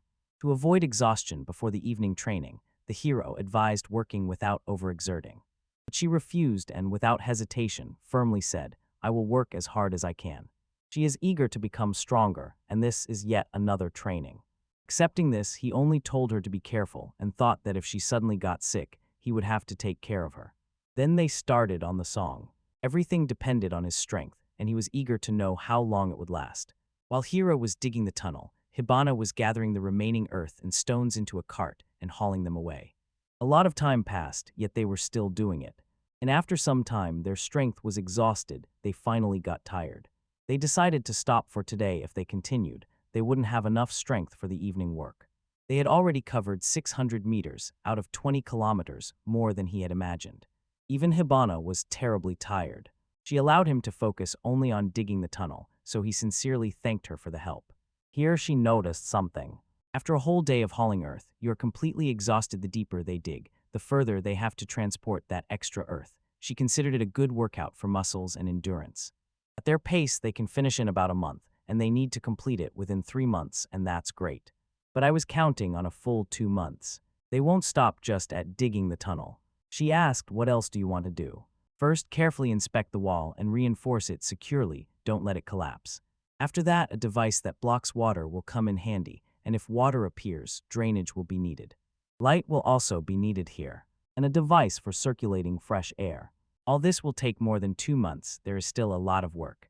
He planned to create many wonderful things, but she stopped him and asked if all those tasks were really necessary, and the hero firmly replied that the road was needed not only for transporting salt itself would be very useful and necessary. And then he suddenly had something else. He immediately noticed. She looked tired. She had trained with her brother in the evening. She sharply stood up and said that she was not tired at all and still had strength, but her whole body was trembling, a clear sign that she was unwell. Then Hiro asked her to open her mouth and took out a small pill. He brought it to Hibana's mouth and whispered to her, "Don't spit it out," and threw it into our mouths. Hibana was immediately hit by nausea from the taste of that pill, and in a moment she was lying on the ground, like dead. She asked, "What is he doing?" It tasted simply the worst in the world, and asked him, "Don't laugh at this." The hero apologetically whispered and anxiously asked how she felt, if she was already better. Then she tried to jump to move. Her body suddenly became so light, like a feather, and she thought in surprise, do pills that relieve fatigue really exist? They were also made by Alchemy, the ingredients very valuable. If you take too many pills, the body will feel heaviness. They cannot be used, just like that it can provoke a war, and he does not want to waste the supplies in vain. The medicine will restore the soldiers' combat readiness. In an instant, it will become their salvation. Today is a special day. If he does not see the difference between her and her brother, he will not be able to make normal weapons, and if tired, he will not be able to train either. He regretted it. She had already decided to work to exhaustion and take medicine to recover quickly and go to training. She sincerely thanked him for such a precious medicine. Decide to return. But before leaving, Hibana still wanted to ask him something. She had only one small request for him, and she, with a tremor in her voice, asked if she could become his lover. Then she silently waited for his answer to her request. The hero sharply asked what she was talking about. She immediately, without unnecessary words, directly confessed she had fallen in love with him. So she decided to confess to him. She cannot be his queen, but he can hide their relationship, and she would never say such a thing just to please a man. He asked if she was telling the truth. Hibana truly fell in love with him during that meeting when he dared to stand up against 2 brothers. So that is exactly why she is telling him this. She asked him, "What do you say to that?" Then he asked if Hibana had ever met anyone. No, she had not met anyone like that yet, but she believed they would manage people or animals too. You just have to trust instincts. For some time, they just looked into each other's eyes. He turned around and asked her, "Give me time to think it all over." She said she would wait. Patience is one of the main traits of swordsmen. After that, she grabbed the cart and left. The hero was surprised. Why did she confess so suddenly? For royal families, marriage is just a tool to strengthen ties with other countries, and since almost no one wants to marry such a poor state as theirs, there are no problems. Hibana is strong, beautiful, and smart, and there is something to talk about with her. It's simple, they need to get to know each other better. The soldiers were training in the yard. Hibana and Hiro approached them and sincerely greeted everyone. Everyone had strange faces, but it seemed no one hated them. Probably they just heard about their fight and now want to know how strong Hibana is. They came to Takumu. At first, he wants to see Hibana's strength with his own eyes, so she will fight with Harold. She looked at Harold and tilted her head. He asked if she would not quarrel with him. Takumu said that fighting with him was dangerous. If he could not control his strength, he might accidentally kill. Hearing this, Hibana instantly decided to show him her power. The hero sincerely wished her luck in the fight. Harold asked Takumu quietly and directly, "Can you really relax?" He confirmed this. He roughly knows what she is capable of. But he no longer felt any interest in her. Were Hibana and Harold not already standing in the arena? The hero silently watched them, then asked the same question to everyone else. Hibana asked what were the rules. Harold smiled and suggested, "Let her take wooden swords and they will fight until the first strike sounds." She sighed and agreed to these conditions. The hero saw great power in Harold. He was confident that he belonged to the top 12 in the squad, and believed, if magical power smoothly enveloped his body, his physical abilities would improve. Takumu decisively ordered them to prepare for battle. As soon as the fight began, they both instantly rushed forward. Hibana struck with a sword, but Harold deftly parried the blow. Then she began hitting him again and again. She moved quite quickly. Hibana spun around, gripping the messenger tightly. He involuntarily tensed under her pressure. The spectators enthusiastically praised her footwork and speed, while Harold simply defended himself. Spinning around Harold, she instantly takes a convenient position for attack. There was one and only nuance. Harold holds firmly, repels attacks, and you must hit her to grab. Harold chose the perfect moment. Suddenly he tossed her sword, but Hibana even managed to deflect his strikes. Harold does not yield to Hibana in speed, and her tactics exhaust mercilessly. Unexpectedly, like thunder from a clear sky, Harold already began to hit her. But he missed, and Hibana instantly disappeared from his sight. She suddenly appeared above him and flashed behind his back. When Harold landed on the ground, he was quite confused. And it happened, a direct hit from Hibana. Harold fell to the ground. He acknowledged her victory and said that she was quite convincing. They sincerely thanked each other for the fight. It is then that they will turn to Kumo. He praised them for how they fought. He saw it himself. Hibana was strong in her own way. She asked what did that mean. Then he, with a tremor in his voice, asked to borrow her sword. Grabbing her sword in his hands, he began to draw his own. He handed it to the hero and asked to hold it firmly in front of him. He took it in his hands, held it for a moment, and asked, "What is it for?" Takumu warned he will come. He tensed his leg and prepared to dash forward. And with one sweep, he cut his sword like butter. The hero's heart literally fell to his feet. Takumu said that this sword was very good. His sword was also good, but now just junk. Hibana sharply asked why he did that, while Takumu was checking their weapons before the fight. If Hibana lost in their fight, whether with wooden swords or real weapons, this would happen. She asked ironically how long he would continue to underestimate her, and if he really thought he would win by taking her strike. He said he would win, and if he couldn't, he wouldn't say so. Hibana coldly told him, "I don't need your help." Takumu ordered her to prove it with a victory and warned, if she succeeds, the next fight will not be easy. But only if she manages. She firmly took her sword from Takumu's hands. The hero asks if she was really confident she could handle it. She was confident she would win. At first, she just wanted to see how different their powers were, but now she wants to win. It seemed she got quite angry. The brother behaved provocatively and did not even suspect that he was actually underestimating Kibata. In the arena, Takumu and Hibana, and they announced their fight has begun, and the dryness suddenly disappeared. Very quickly, in just a moment. The hero was mistaken. He thought Takumu's brother would go first, and Hibana would only defend, but Hibana acted completely differently. He allowed Hibana to attack first. Then he easily dodged, and finished the fight with a single strike. Maintaining the correct distance and feeling the opponent's rhythm is the foundation of a swordsman. This victory was not about speed or strength, it was about pure mastery. From the very beginning, the brother had no plan, there was simply a huge difference in strength between them. She proudly told Takumu that she was in good physical shape. She did everything she could, put in enough effort, but relied only on her talent, and he could not tolerate complacency. He thinks only about himself and does not notice the enemy at all. Lacking observation, understanding, and foresight, truly strong people cannot be defeated. After these words, he ordered the soldiers to return to their posts. They began to disperse, and Takumu approached the hero. He said that Hibana is a skilled swordswoman, but that changes nothing. Her problem is that she sees only winners and losers. He says that she perceived losing to him as something usual, barely regretted it, and he did not interest her. She thought only about herself, and because of that lost a fatal flaw. Hibana never found a worthy opponent of her age, and the Golden Knights were too far away. She does not know how to look her opponent in the eye and attack suddenly, so she will have to feel the bitterness of defeat. "I will definitely win this" is the best way to see the enemy from the other side. He is not just strong, he leads people on the right path, and it is good that they were on the same side. The heroine sincerely thanked him. Now she will definitely become stronger. Takumu also carried a request to the hero in his heart, and he asked him, "Make a sword for me. If possible, use his broken sword as material." The hero's alchemical sword was able to cut it for Takumu. This was an important ritual. Even if he used it that way, it does not matter, he wants to fight with it again, if he can. Thanks to this ritual, he accepted alchemy and finally was able to move forward. The hero agreed to this. As a sign of gratitude for training with Hibana, he will make him a good sword.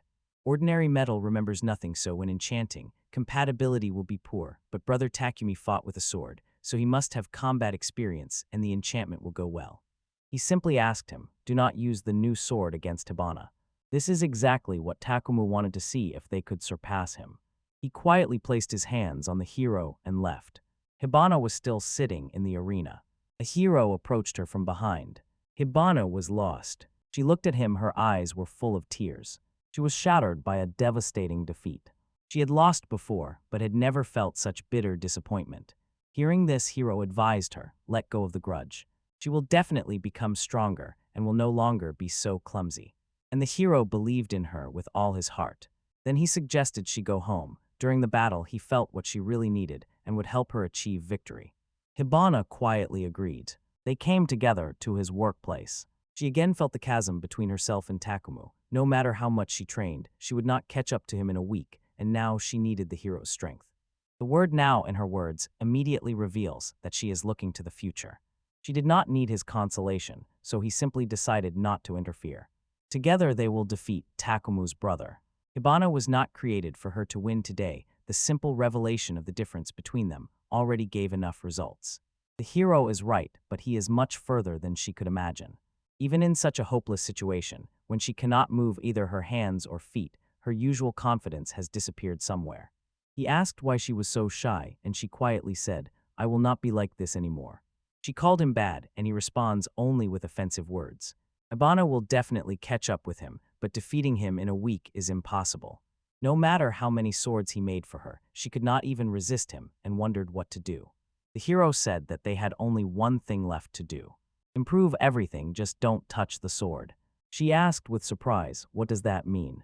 The lightness, sharpness, strength, and destructive power of this sword are about the level of 4. Its foundation is precisely lightness and sharpness. It is impossible to make it lighter, but the sharpness is sufficient.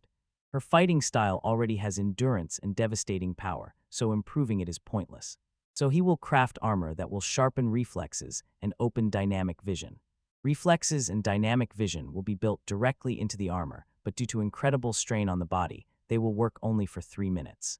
This will be enough to fight swordsmen. And she asked, how will he make such armor? Then the hero took the doll and it responded. And he said, I will use electricity. Hibana was stunned when she heard about electricity. Then she asked, what was that? The hero hesitated. Could he even explain it? So I decided I will show it on her. It will be faster that way. She asked if it was something indecent, and the hero instantly replied, no. And he began to think about what to do. Then he decided to do something Hibana thought it was clearly indecent. She firmly told him not to be shy, he can do whatever he wants. So he decided to show her and shook her hand. The electric current shocked her. She squealed loudly in surprise. He laughed. She asked why. He laughed. She answered so unexpectedly sweetly. As it turned out, it was electricity, the hero explained. There are nerves in the human body, and electric current passes through them. It is electricity that makes muscles move. So if you intentionally apply current, the muscles suddenly involuntarily contract, and her hand will lift by itself. Jibin was not delighted. His hands moved by themselves, and he asked if he really wanted to use such a tool. By controlling electrical signals in the brain, one can sharpen dynamic vision and reduce reaction time by speeding up signal transmission to the muscles, and this is exactly the effect he plans to embed in the armor. Hibana, sighing, agreed to this. She resolutely wants to use electricity at tomorrow's training, get used to the armor, and carefully study the movements of Prince Tukumo. She shines with excitement again, but the creation will take about 2 days, so she will have to wait. She said yes, and then she asked, why does this have anything to do with indecency? But she still did not forget about it. Each person's nerves transmit electrical signals differently, so it is necessary to find out how much electricity is needed. So the electric current must go directly to the skin. If something interferes, accuracy drops, and it will not be possible to collect accurate data. Hibana finally understood everything and asked if it was possible to start receiving data after eating and bathing. This is exactly where I wanted to find out the reason for this. She said she had to prepare, she wants to look good before meeting her beloved. After eating, everything was fine, he said, adding that he wanted to meet someone. He arranged to meet the baker who bakes incredibly delicious bread and invited her to go with him. She was insanely eager to meet the person Hero liked. He asked her how she knew that this particular man was the one he liked. She answered she understood by his voice. When he talks about it, happiness blooms on his face. She still could not comprehend. She was very attentive. Then the hero quietly confessed. One could even say that he loved her. For it is she who is the crucial link that can save the kingdom. This hero impatiently waited for Hibana in the hall. Then she came and apologized for being late. She was in a hurry, so she quickly put on simple, everyday clothes. The hero asked what had happened, and it seemed she really was working, and then he asked what that smell was. Hibana took the perfume from the Principality of Kinnar from today's special beast and decided to apply it. He asked with suspicion if they were not just going to have dinner and collect data. Hibana said no because she was afraid that Hira might let her down today, but he immediately refused. She tore the word coward from herself. When they were leaving, she suddenly asked if the royal family lived on this floorthy were going to meet one of its members. She asked in surprise, is this really his fiancé? He asked her what she was doing and told her to go to that room. Then he opened the door. They stepped over the threshold of the room that resembled a library. Here it is, the royal room. Once it was her father's study, but she turned it into a room. Some person was sitting on the stairs and closed a book, and she gave them grades. A tiny girl approached them. She asked Hibana a night. Hibana looked at her and it flashed in his mind how sweet she was. He introduced her to Hibana. The girl did not take her eyes off Hibana for several minutes, and she was filled with delight. Then she firmly took her hands and quietly said that her brother had told her a lot about her. It suddenly turned out that this girl was the hero's younger sister. Here she is, the second princess of the kingdom of Carteros, Nayuki Carteros. She asked why he had not introduced them earlier. She knew that she rarely appeared in public, yet she met her for the first time. It was all because of her sister Miley. They deliberately do not show Nayuki to people, so he apologized. Hibana understood he was right. She bowed to Nayuki, said she was glad to meet her, and introduced herself Hibana Clarford, Knight of the Prince Hero. She also happily greeted him, and a little shyly, asked if she was a friend of her brother. Bonnet asked if she knew that they were friends. He explained that because of her poor health she rarely goes outside, so he tells her about the world around as if leading her by the hand. Earlier, when he came for a book, he always told her about Hibana. She is weak but always envied strong women, Nayuki quietly admitted. That is why I always looked at her with admiration. Hibana sincerely envied that he had such a sister. She is so sweet that I desperately want to hug her tightly. Suddenly she was asked, don't do this. Hibana recognized this voice and raised her head. They were already waiting for them. This night belonged to Rebecca, Nayuki's, Hiro's, and Hibana's friend. Nayuki said confidently, as long as I am here, everything is fine. Rebecca quietly said that only she could hug her. Hiro warmly greeted Rebecca and sincerely thanked her for the help. Rebecca herself was not against it. It was Princess Nayuki's order, but the humiliation when she was forced to wear a servant's outfit she would never forget. At that moment, Hibana suddenly realized it was she who brought them food then, although they had not seen each other for a long time. Rebecca quietly asked if she simply did not know because she was a bad student. When Hibana got scared, she immediately said, I was joking, and greeted her. After all, she had become the knight of the Prince Hero. She said that the hero was quite stubborn and refused on other nights. It turned out he was waiting for her, all because of the promise they made. She blossomed with joy and thanked me for it. The hero simply said, it's nothing special. Rebecca skips classes with Master Git. Then she called him good, saying it in quotes. But did he become stronger, she asked. Hibana was sure that Rebecca would become an army commander, so she was surprised that she served someone. If she were to choose a lover, it would have to be Princess Nayuki. She is simply a wonderful person. Rebecca quietly giggled upon hearing this. She whispered that Princess Nayuki means everything to her, her greatest treasure in this kingdom, and she would rush to protect her even if it cost her life. Hibana asked, has she always been like this? The hero said sharply, they are not like Nayuki, she simply idolizes her.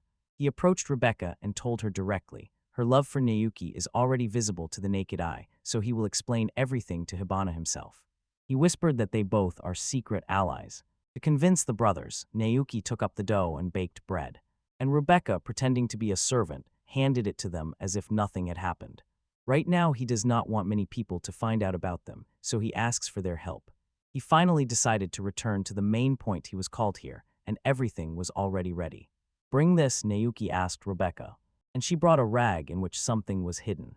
It was an insert that the hero himself asked to be made. The hero grabbed the item and broke it in half with all his strength, and he said this was made well. When Hibana asked what it was, the hero simply explained to her, it is a type of noodle. It was hard and completely tasteless like dried canned food that must first be heated to be edible. It may seem simple, but if you cook pasta in hot water, it is incredibly tasty. It was made from wheat, sea salt given to them by the brother, water, and a few eggs. The dough was kneaded and passed through a pasta machine that the brother made with the help of alchemy. The resulting pasta must be dried in the sun so its surface hardens and does not change shape. Drying indoors retains moisture and prevents cracking, while in the sun and wind it dries completely. Pasta can be stored for 3 years, so when the harvest is abundant, it is prepared and set aside as a reserve in case of a poor harvest. Hibana tried a bunch of different noodles in Kinarduchi, but she had never tasted one so hard. The only canned food Rebecca had ever seen was dry bread, and she had no idea about dry noodles. The hero asked Naoki, and she called him to each prepared not only dry food. She invited them to sit at the table. She prepared many dishes. They all settled down at the table together. Hibana offered them help, but they politely declined. After all, they were her guests. And Naoki, after all the preparations, said to them, "Enjoy my noodles." The noodles looked insanely delicious. Rebecca smiled and asked to try the pasta that Princess Naoki had made, because she had tried very hard. At first, the hero decided to add a little salt. Then he skillfully twirled the macaroni on a fork. He took it to his mouth and began to chew. It was incredibly tasty, much tastier than his own. How unusual this pasta is. Miyuki's food is light and pleasant in taste, but when the hero cooked it, it turned out simply terrible, and he could not even imagine that salt could improve the taste so much. Miyuki said with a smile that she had practiced a lot, and the hero was sure that their subjects would definitely like her food. It was so pleasant after so many attempts, such a delicious dish finally came out. Miyuki asked the hero to first try the pasta and sauce, and began to sprinkle admiring compliments. I decided to carefully pour a little white sauce first. As soon as the hero tried it, he immediately understood what it was. It turned out to be a potato sauce. They made this from mushroom soup, just added puree and salt.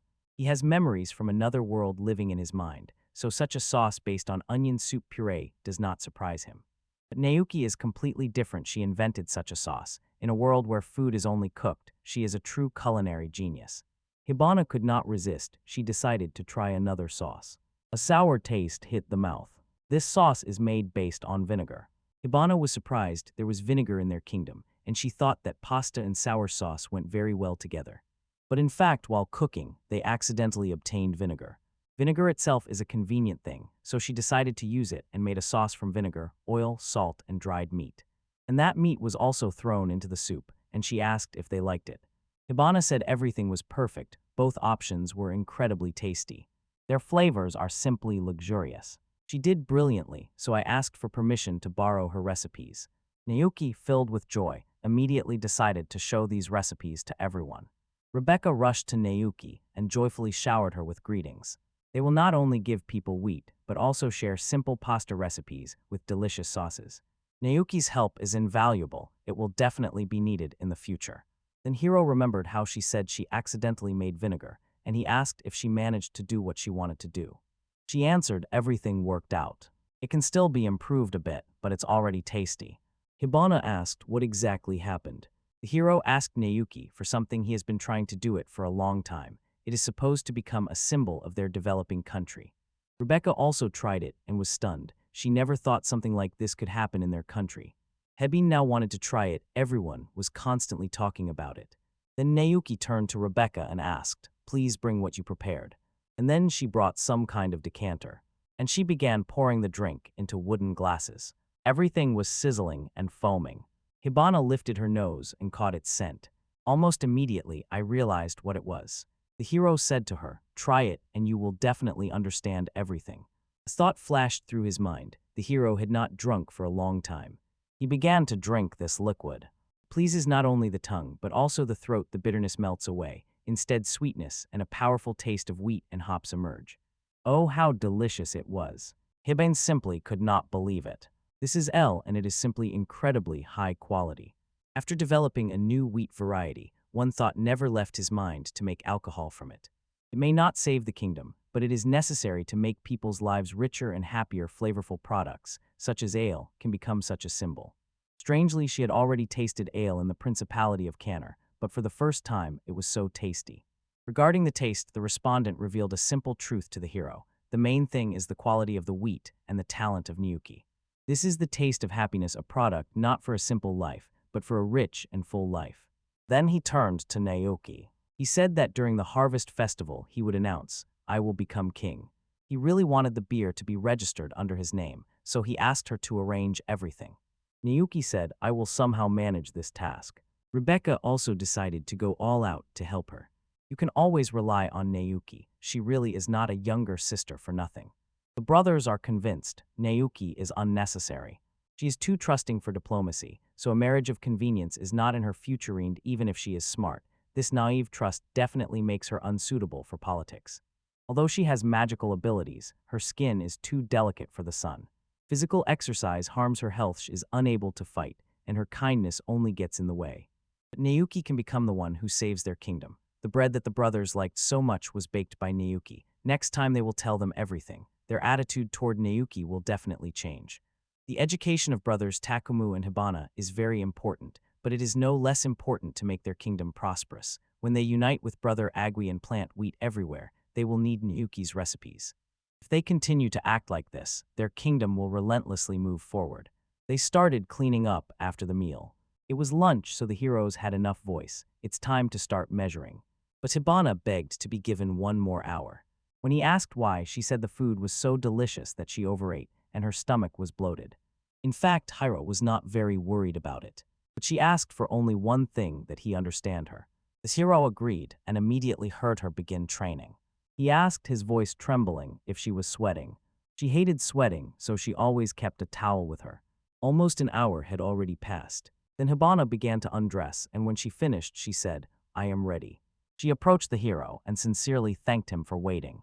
She stood naked before him and whispered, Can we start now? The hero looked at her and asked her to stand there, and he promised that he would try to do everything faster. Standing like that was quite embarrassing for her. Suddenly he touched her back. She screamed loudly. When he asked if everything was all right, she quietly said, His hands are cold. But the hero just said that it was more likely her hot skin on the back. At point C it was more open. He felt strange. When she is so modest. He shook his head and realized that it was not right, it would offend Hibana, so he forced himself not to think about it and to concentrate. Again he passed an electric discharge through her body. She still couldn't get used to this electric shock. The hero said to her quietly, Wait a little. It was impressive, she simply develops her body wonderfully. She had a real talent. Hibana was so stunned that he realized he had figured it all out just by the electric current.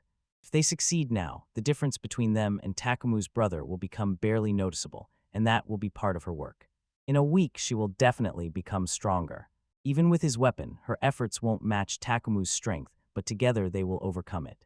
Hibana noticed it was pointless if only she used his weapon, and he replied that in the future he and Takumu's brother will equip their army with it.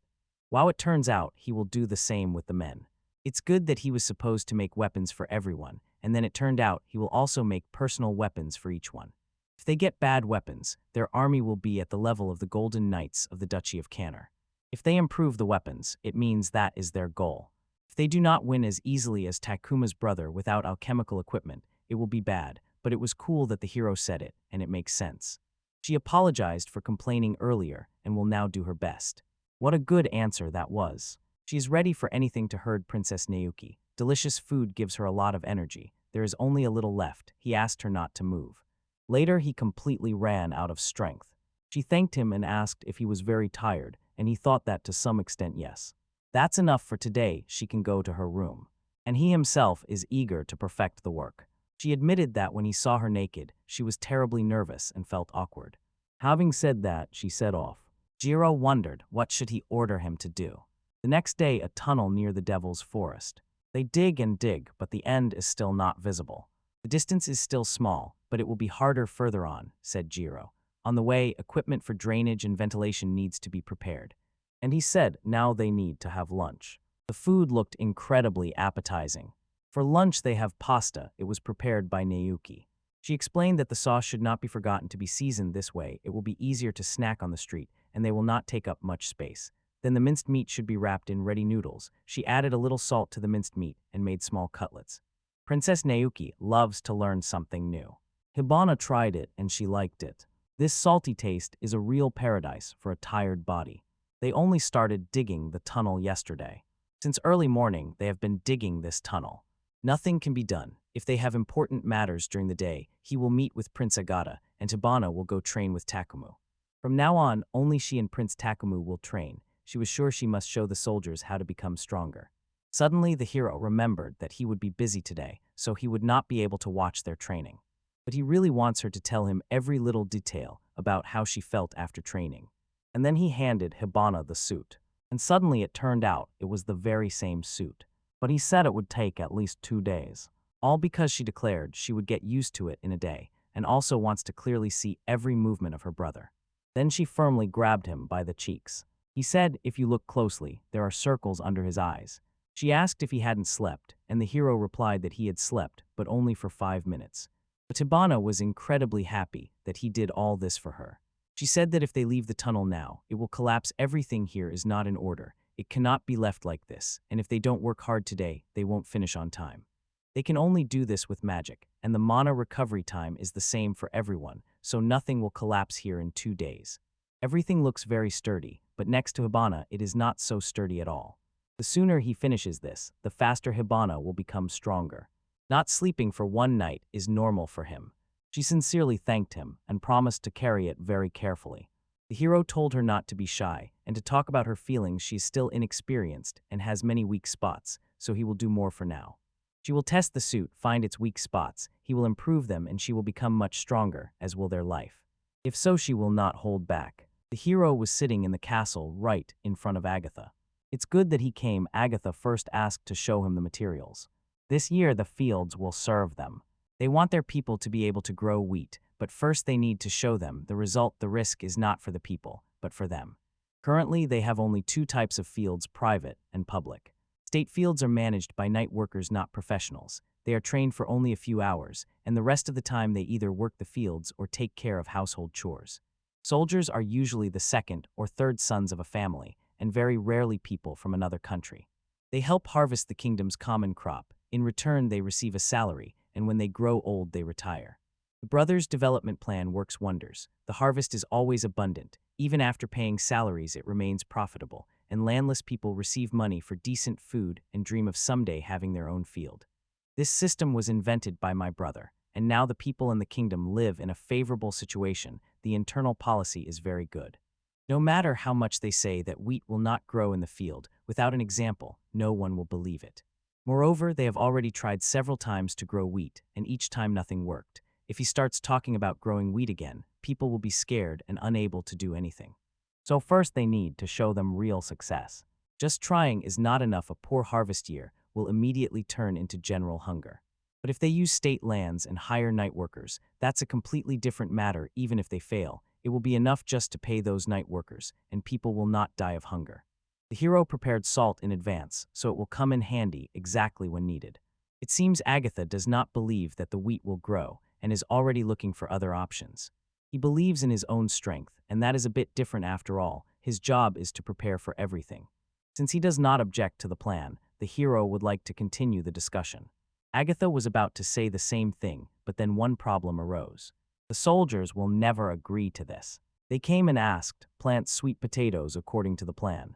They did not want to regret later for not planting sweet potatoes, so Agatha told them that they would pay salaries even if nothing grew, but they did not listen to her. They save each other to survive in this difficult world. Their love for the country and friends is incredibly strong, and they do not think about money. They believe that if they do not plant sweet potatoes, someone might remain hungry. This is very noble and fills one with pride, but it would be a pity if this year they limited themselves to only sweet potatoes. First, wheat must be grown on the state field so that there is a good harvest and everyone has grain left for the next year, and only the following year will wheat sowing be planned throughout the kingdom. If it doesn't work out this year, they will be late by a whole year. The only drawback, unfortunately, the difference in yield. Improved wheat produces much more than sweet potato. Right now it is too risky to rely only on sweet potato. If it continues to be grown on the same land, the yield will decrease due to gradual soil depletion. It is much worse when sweet potato gets infected. If it falls ill, it will inevitably lead to widespread famine. There is no guarantee that this will not happen. The hero wants them to have at least 2 main crops, because wheat is one of the pillars of the kingdom's salvation, and losing even one productive year will severely impact its economy. Of course, they could simply order the knights to work, but that would be wrong. This kingdom exists only because people love it. If its foundation is destroyed, accumulated discontent will instantly burst out. But if they force them to sow wheat and it really grows, they might somehow convince the people, but it is too risky. The people who live here are the kingdom's only treasure. They cannot be lost. For this wheat to ripen, 3 months are needed. This variety is cold-resistant, but does not survive the entire winter. Considering the season, it must be sown no later than 3 weeks before it becomes too late. But he wants everyone to get to work because he sincerely believes this way they can enrich their kingdom. So we turned to Agatha's brother and asked him to personally convince them. 5 years ago, the hero, with a sword in hand, ran and shouted at the tree. But as soon as he hit the tree, he was just thrown back. The workers immediately rushed to him and begged him to rest. Just waving the sword won't make him stronger. The hero imagined waking up in an open field among seeds. Hunger bit him, and he needed to get money. Then someone handed him a few boiled potatoes. The boy gently asked if he had rested and handed him a treat from his mother. And then he encouraged all the other workers, one more push because they were also princes. The hero thanked for the treat, and that boy went back to work again.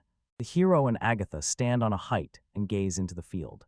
Today the work finished earlier. Agatha asked with a tremor in her voice why he did not learn more about it. But he did not want to bother them, so he held back and decided to wait until they finished. Agatha could have called them to the castle, but he stubbornly refuses to go to the outpost. He said, "Show your sincerity." Agatha's brother's story was enchanting, but it felt like something strange was hidden in it. Strangely, Agatha could not convince them, and suddenly realized that now he himself would have to convince them. The man pressed the bell and said, "We are done, worked well." Then Enro approached and greeted them. The boy told him not to come alone, and the hero felt it on himself. He knew himself that it was not right to do so. He would like to talk to the hero because there were some rumors going around. Then he asked him for a few more new tools. The times when one could do without them were over, and they would be grateful to him. Hero agreed with them. They were more practical than the old ones. Most of the extracted iron went to making armor. It's a pity there was no mine here. If he doesn't use the handle he already took in his hands, he will have to use only the blade tip. And the boy also wondered when they would be able to plant sweet potatoes. The hero did not think he needed adventures, so he boldly took up growing wheat. And then he whispered that they would grow wheat. They had no other choice left. The workers immediately began whispering about it. They could hardly believe that this was really their hero prince, and for a long time they pondered it in their minds. But Hero too asked them to listen to him. He wants them to think about growing green onions and wheat. He asked them to stop mumbling and look more closely at the wheat he brought. Maybe this time with that special fertilizer it will sprout. Wheat is much more reliable than sweet potatoes, so the chance of failure with it is very small, and if everything goes according to plan by winter, we will have a harvest. The workers thought about this. "She is so small, will eat little. They will feed them like mosquitoes," said the boy.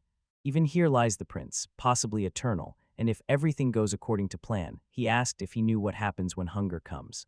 This year winter may come very early, and if he did not do strange deeds, they could survive it calmly, so he asked, "Why do the unnecessary?" Perhaps Simon is not a bad person, but he does not agree that growing sweet potatoes is the only right way out, and maybe he is a fool, but unlike others, he can be convinced. He is one of those who can be trusted. Talking to someone else may have unpleasant consequences. The hero finally answered himself the question of why he so desired to grow wheat. They do it so that the country becomes richer. When he was reproached that the same idea still clung to him, he only replied, "In any case, sweet potatoes can no longer be used. Let this wheat give more than sweet potatoes, but in its current form it is good for nothing, and the country may decline." And he was very afraid of this, said the hero. He bowed and sincerely asked them to trust him. They froze in amazement. Heron's trick simply amazed them. His request should not become what they need right now. Now he negotiates, even when his heart protests. All their wishes and help spoke of only one thing: he considered them like-minded. He does not want to lie to his feelings, they are like friends to him. Simon asked, "Stop and grow up." His father and grandfather also sowed wheat, but realized it was pointless. Then the hero promised such mistakes would not happen again. After a few minutes of thought, Simon finally decided to believe him simply because he said so. They will grow wheat and gently ask him to raise his head, because otherwise he looks bad. No one here will beat him. He sincerely thanked him for that. Simon would have long called it disgusting. Suddenly a complaint sounded from behind.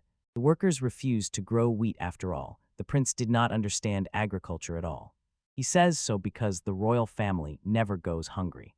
They don't care what happens to them, and they won't allow anyone to use their fields. No chance. The hero definitely won't be able to convince them.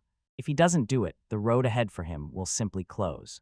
Suddenly Simon shouted loudly so that everyone would listen to him. I will not talk nonsense, as if the hero doesn't know how agriculture works and doesn't feel the suffering of ordinary people. Everyone around covered their ears. Simon's voice was deafeningly loud. He asked them not to forget who shared knowledge during the famine, and thanks to whom the situation was changed then. He was a hero. He did not have the strength that Takumu's brother had, nor the mind that Agatha's brother had, and could not help this country in any way.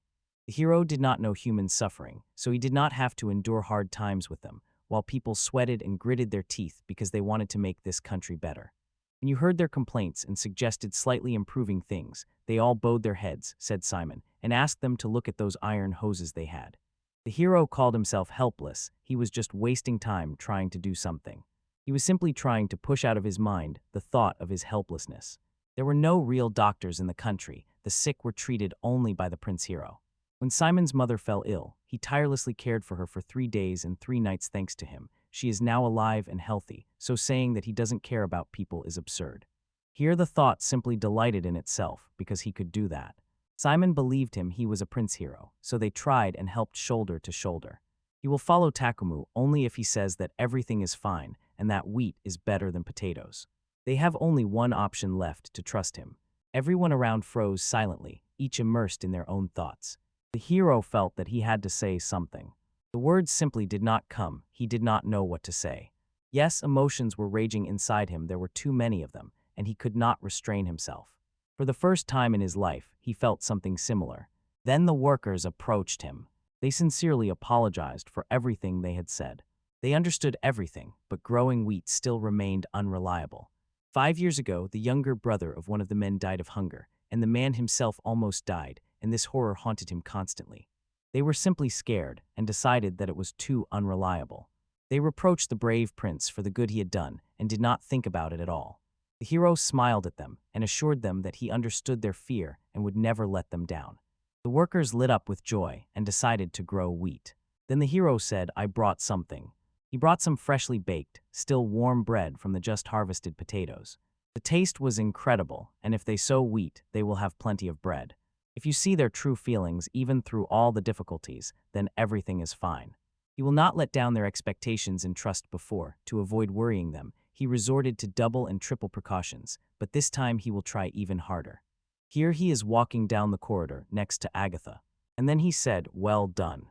The hero confidently said that if it were him, Agatha, he would have convinced everyone himself.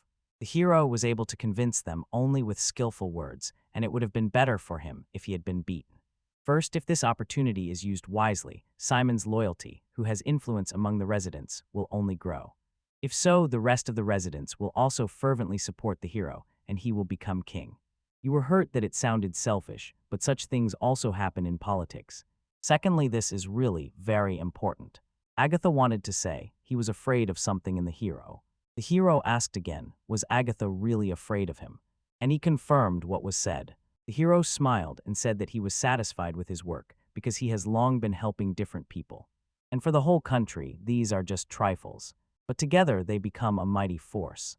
This is popular trust. He speaks, people believe and follow him. Trust does not come in one day. It is an unshakable treasure and the most powerful weapon. If the hero becomes king, he must remember well that leniency he spoke of has turned into trust. If he has it, this country can change. Everything he has done so far has not been in vain. Not in vain. Probably all this time, the hero was waiting for someone to finally say these exact words to him. Agatha did all this to find out what weapon he possessed even before he became king. Alchemy is only a tool, and to change the country, he needs to think broader. He was overwhelmed by fear at the thought that the hero could gain trust, and Agatha clearly said, "Never forget this. If he forgets, he will not forgive him and will seize this country." Agatha's brother noticed him, and now the hero owes him. These two want to be themselves and not be ashamed of anything. To earn the trust of these people, he will continue to remain himself. If he sincerely loves her, he will definitely be able to change the country. In the field, the hero walked around handing out leaflets to all the workers, but they did not understand what was written there. The next day they began sowing wheat in all the fields, and he took responsibility for the sowing, monitoring the correct technique and effective soil fertilization. This year he holds the process in his hands, and from next year he will teach the villagers so they can replace him. One explanation will not be enough, so he distributes instructions. Simon struck the bell and announced that work for today was finished. Everyone devoted themselves to the task, and some even gathered to pray for success. The hero said that cold weather spoils the wheat, but it can grow well even in the cold. The workers were completely confused. The hero understood everything. Simon wondered if he should return to the castle. The hero sincerely admitted that today his life was a continuous hustle. But suddenly a feeling of completion appeared. The tunnel was slowly being pulled forward, and the wheat crops were gradually spreading. Before winter, beautiful ears of grain would definitely appear in the fields. Everyone was happy finally. They would grow a lot of tasty wheat. When the wheat sprouts, the whole land will shine with smiles, and the hero could not wait for that day. The hero was sitting in his office, and the evening was already urging, time for dinner. Then Hibana knocked on his door and entered his office. Barely had she entered when she immediately fell to the floor. The hero jumped up and anxiously asked if she was all right. Probably fatigue briefly took away her consciousness. Again Hibana was brutally beat, but this time she actually managed to catch Takumu. The heroine began to apply the ointment, and it immediately eased her condition. She was in pain, so she asked to be treated more gently. The hero finished working on her back and told her herself, "Apply this to the front." She, a little embarrassed, asked if she needed to apply it to the front part as well, and he replied that this could only be done after the wedding. The announcement from a member of the royal family was unexpected, and she awaited it eagerly. She caught him, which means they still might have a chance to win.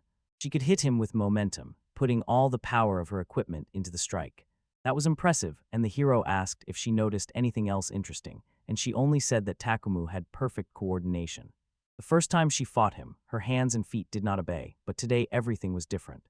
On the third day of training, she finally managed to land one hit, and if it continued like this, in the next 3 days she would be able to completely defeat him. This gave hope, and the heroine impatiently awaited her victory.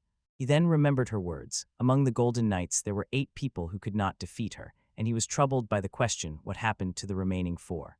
She felt that their strength was almost equal. The knights had the same number of sacred swords, but 8 of them still stood out. She knew deep in her heart, if he had a sword, he could also win. Turns out that the Golden Knights also have ranks, so he asked with interest how she would rate Takumu compared to the other knights. Even if the opponents had holy swords, he would defeat 5 of them, but he could not overcome the other 3, because those called the 3 holy swords are truly special. Perhaps if Takumu's brother had a magical sword created by the hero himself, he could overcome the 3 sacred swords. Hibana said maybe he could win or maybe lose. Until today, the hero knew that his brother was strong, but did not fully understand if it was really so, although he keenly felt his mighty power, equal to the Golden Knights. If they manage to involve Takumu in their plan, the chances of success will sharply increase. The main trouble of this country is that neighboring states will rush to invade as soon as they learn about its wealth. In such moments, it is better to solve the problem without violence. However, those who sought victory at any cost turned out to be significantly more than those who did not want war. They will go into battle only as a last resort. First, they will try peaceful measures, because they say, it is better to have an ace up your sleeve. If in this country there were Takumu, who could rival the 3 holy swords, and Hibana, who would surpass him, 2 people could become as strong as the 3 holy swords and perhaps defeat the Golden Knight Order. Hibana said it was presumptuous to think that the 2 of them could defeat the Golden Knights. They needed at least one more person. And that will be the hero, said Hibana. The hero refused because even with a first-class sword, he would not become the best. Hibana understood this. His fighting style put him on par with them, and that was enough. He could be, but it was not necessary, said the hero. And it is also necessary to definitely check what power alchemical silver has in battle. Then he asked her not to change clothes in his room. She asked what was the problem, since most likely in the future they would live together. She was quite stubborn, but since she had no questions about the equipment, he said not to waste time and asked what had happened. Hibana asked for only one thing. She dreamed that he would name her sword. This is an important gift from the man to whom she entrusts her life, and calling it simply a magic sword is somewhat sad. He forged this sword specifically for her and begged to be allowed to name it himself. This is exactly what Hibana wanted for him to call it just that. When he asked why, she simply replied, "It's sentimentality." He did not understand this yet, but if it makes her happy, he will definitely find a way. Then he glanced at Hibana. Hibana was looking at her sword, and suddenly something clicked inside her. And then he said, "Hanabi. This sword will be named Hanabi." He explained that Hanabi are sparkling fiery flowers that bloom in the sky, and they are truly beautiful. When Hibana used the sword, it literally sparkled, so he considered this name appropriate. After the explanation, she looked at her sword. The burning shades in the sky looked incredibly romantic, and she so wanted to see it. But the hero exclaimed, "This is not impossible." As soon as she defeats Takumu in the duel, that evening they will celebrate and set off fireworks. If she loses, nothing will happen, they will just work on their mistakes. But Hibana said she would never lose, and it was painful to watch her fight without understanding what the sword's name meant. Only 3 days remained until the battle, so now it was pointless to take on such a complicated firework. But even so, he will manage. He wants to see Hibana admire him. Because when you look at the fireworks, she seems much more beautiful than them. Suddenly, she decisively said that there was no time for rest, and immediately started doing push-ups. Hiro asked her, "Don't overdo it." And so the day of the duel between Hibana and Takumu arrived. Prince Hiro appeared, and the others immediately rushed after him. This was Princess Naoki, and some saw her for the first time. Naoki looked at them and winked. The soldiers immediately became embarrassed because of this. They all shouted her name together, and suddenly Rebecca raised her head and looked at them. She was flourishing in her element. Takumu was waiting in the arena, and the hero and Hibana also entered it.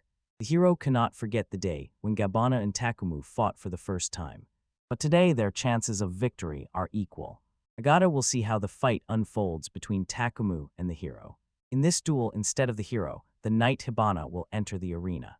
This is a serious fight with real swords here. Victory is decided by a single strike. Losing means renouncing the right to the throne, and he, the second prince of the kingdom of Agata, has already renounced it. The winner automatically becomes the next king, and he shouted to the crowd, "Does anyone object?" The hero did not object, and Takumu also did not object. Then he entrusted his fate to the sword, and the hero laid his fate on the sword, which became his knight. The preparation was complete, and he asked, "Is his brother ready?" He said, "Wait a second." He asked the hero and his knight win this duel. Everyone was surprised. Takumu almost never agrees to lose. As if they had agreed in advance, and Kumu suddenly realized he definitely was not going to give up. He wanted him to prove his convictions by fighting, and if he could not, then surpass him. Then the hero's glances would become insignificant. If so, then it is better that they simply disappear for his sake and the sake of the country. Then he himself will become the king of this country. The hero only nodded in response. But if someone surpasses Takuma, he will acknowledge his beliefs as correct and give him the subordinates he himself created. He said to look very carefully. He will fight with all his might and is not joking at all. So as soon as someone becomes better than him, he will finally recognize the hero. As soon as they heard this, the rest of the soldiers spoke in unison and began to fervently chant in support of Commander Takuma. Everyone who follows Takuma eagerly awaits to see his strength. They believe in Takuma and are glad that they will finally be able to see him fight at full strength. Therefore, he longs to see the power that surpasses him. The hero fixed his gaze on Hibana. He looked at Takuma and whispered that he heard everything he said. Now only one thing remained, for him to win. The hero nervously dialed Hibana, but she did not answer. Then he grabbed her by the shoulder, and she froze with fear. He smiled and asked her, "Are you scared?" She admitted that she was really afraid, but after the fright the fear receded, and now everything was fine. She pretends to be strong, and it is this act that gives her confidence. Hibana, she really has grown up. Harald ordered her, "Go and return victorious." She responded with a short nod and headed to the arena. Takumu asked her, "Show that you are better." Alone she could not stand against him. Although she had become stronger, she still was not his equal. But together with the hero, they will manage to hold the victory. After these words, they both instantly took a combat stance. Agata loudly announced the start of the duel. Hibana instantly dashed forward to attack. She activated the acceleration function. This function invigorates the brain and life currents in the body, and also sharpens vision in motion and reflexes. She attacks first. Takuma is completely open, and if she fails now, she will be killed. Hibana rushed lightning fast, but Takuma also dodged. Once she could only touch her brother, but now she sees every one of his moves. Not only the hero is watching this, others are also directing their gazes. For Naoki Hibana this looks cool, and Takuma, although he retreated, is still dodging. She attacked more and more fiercely. Suddenly Takuma sneaked up behind her and took a stance. He pointed his sword at her and stood like that, waiting for her to turn around. But he barely managed to parry the blow. She managed to deflect the attack with her sword, and she stopped him only with the hilt of her sword. Takumu almost believed that they could finish this here. As soon as Hibana landed on the edge of the arena, she instantly disappeared from Takumu's sight. She instantly vanished into a blind spot. The attack from there would go unnoticed. She was behind him and already thought she could touch him any moment. Full of determination, she decided to stab him in the back with a knife. But suddenly, Takumu seemed to vanish under the sword strike. As it turned out, he suddenly appeared right behind Hibana. Although she was not visible, taking her position into account, he instantly estimated the trajectory. And then he swung at her. The sword was already approaching Hibana. The hero shouted, "Hibana, react faster." She tried with all her might to parry the blow and cut the sword in half. The tip of the sword whistled past the policeman's face, and everyone around froze in shock. He just smiled, and the bullet hit him right in the chest. Takumu fell to the ground, blood spurted from him, and the victory was won by Gabbana Clifford. The hero instantly rushed to the arena to see his brother. Approaching him, he pulled out a flask and poured its contents directly onto Takumu's wound. He immediately recovered, and the wound healed right before our eyes. The hero trembled and quietly asked if he was all right. Looking at the healed wound, he saw magic in it. On the surface of the skin, the wounds had already healed, but he still needed a few days to rest. Such wounds take 3 days to heal. After this battle, Hibana's sword and armor were worn out, but it turned out that they were extremely reliable.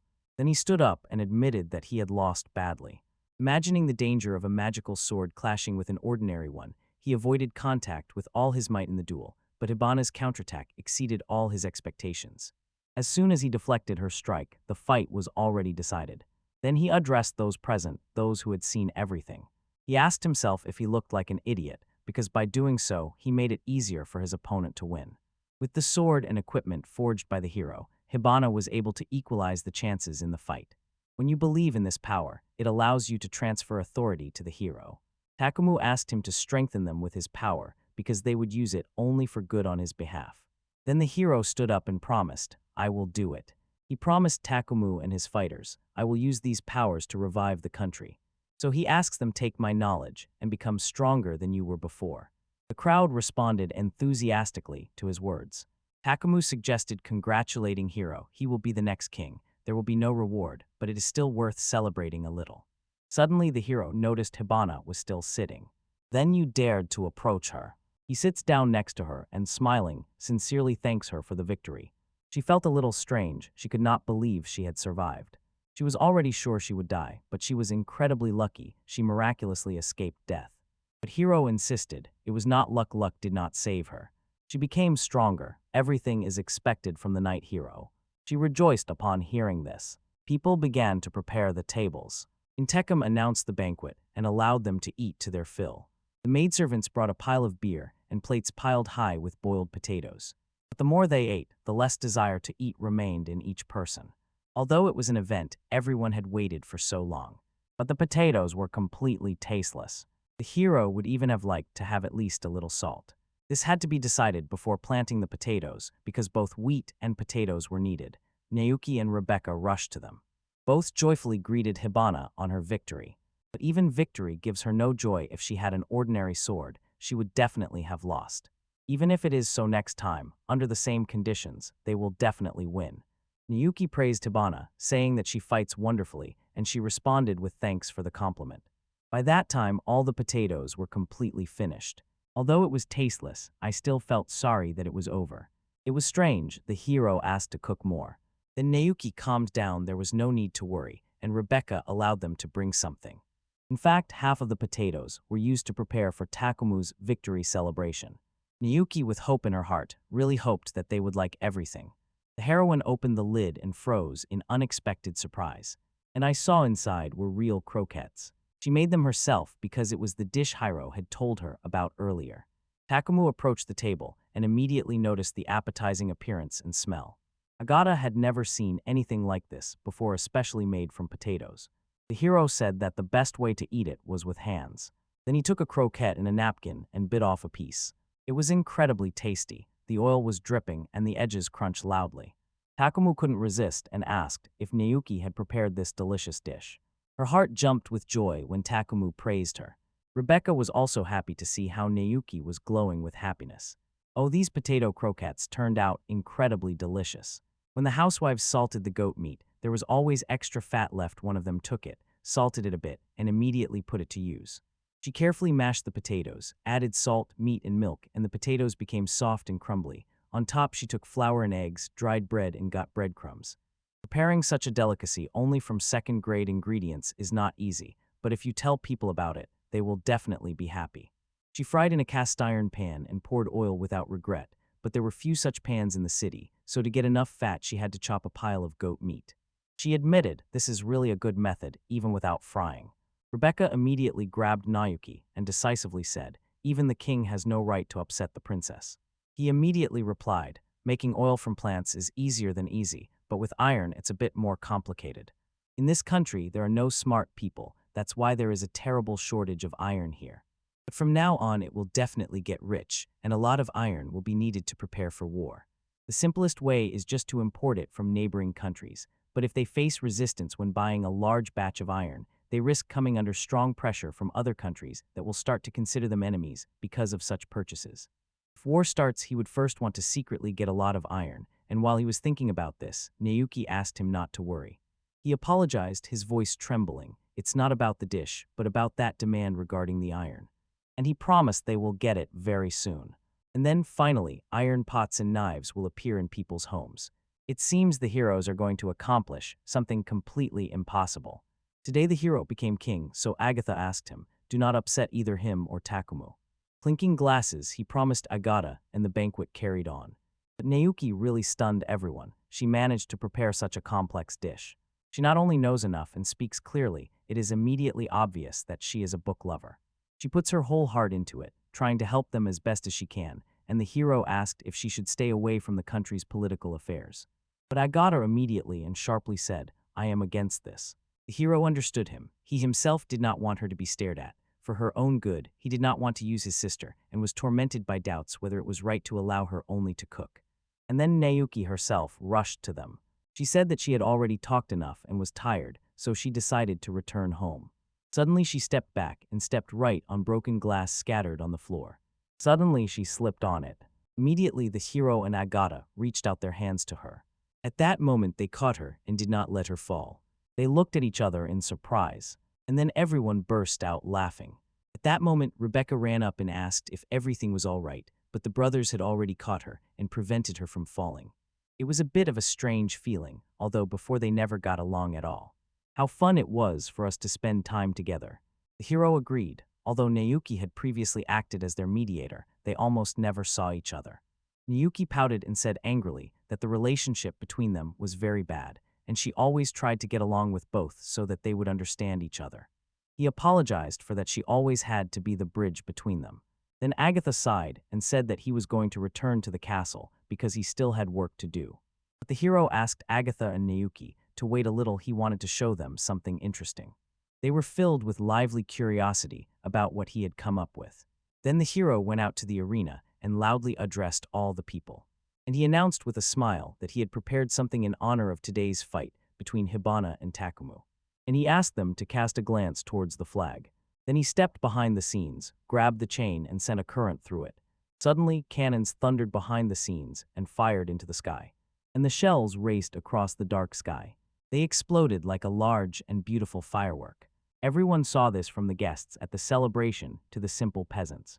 The fireworks flared so brightly that they were seen even beyond the kingdom's borders. In the sky that Hibana spoke of, a fiery flower bloom's fireworks explode there. It was incredibly beautiful. People froze in admiration as the sky began to shine. Takumu also could not believe that he had done it. Agata had never seen anything like this before. Nayuki really wanted to see it again. The guards were still sitting, stunned by the fireworks. A pleasant atmosphere hovered around. If people hadn't liked the fireworks, it would have all been a waste of time, but now it didn't matter. It was clear that people were happy. Hibana approached the hero and, with a tremor in her voice, said that the fireworks were incredibly beautiful and she would never forget them. The hero admitted that it was really not easy to do, so he was glad that everyone liked it. So Hibana's sword was named after something so beautiful. And the owner of this sword is as stunningly beautiful as the fireworks themselves. She was glowing with joy, yet she still felt that she was not worthy of this name, for now. And so she would continue tirelessly trying, so that one day he would show her an even more beautiful firework. The hero will await this with burning impatience. Hibana suddenly remembered that he once said, if he gets wheat, he will arrange a harvest festival and announce his coronation there.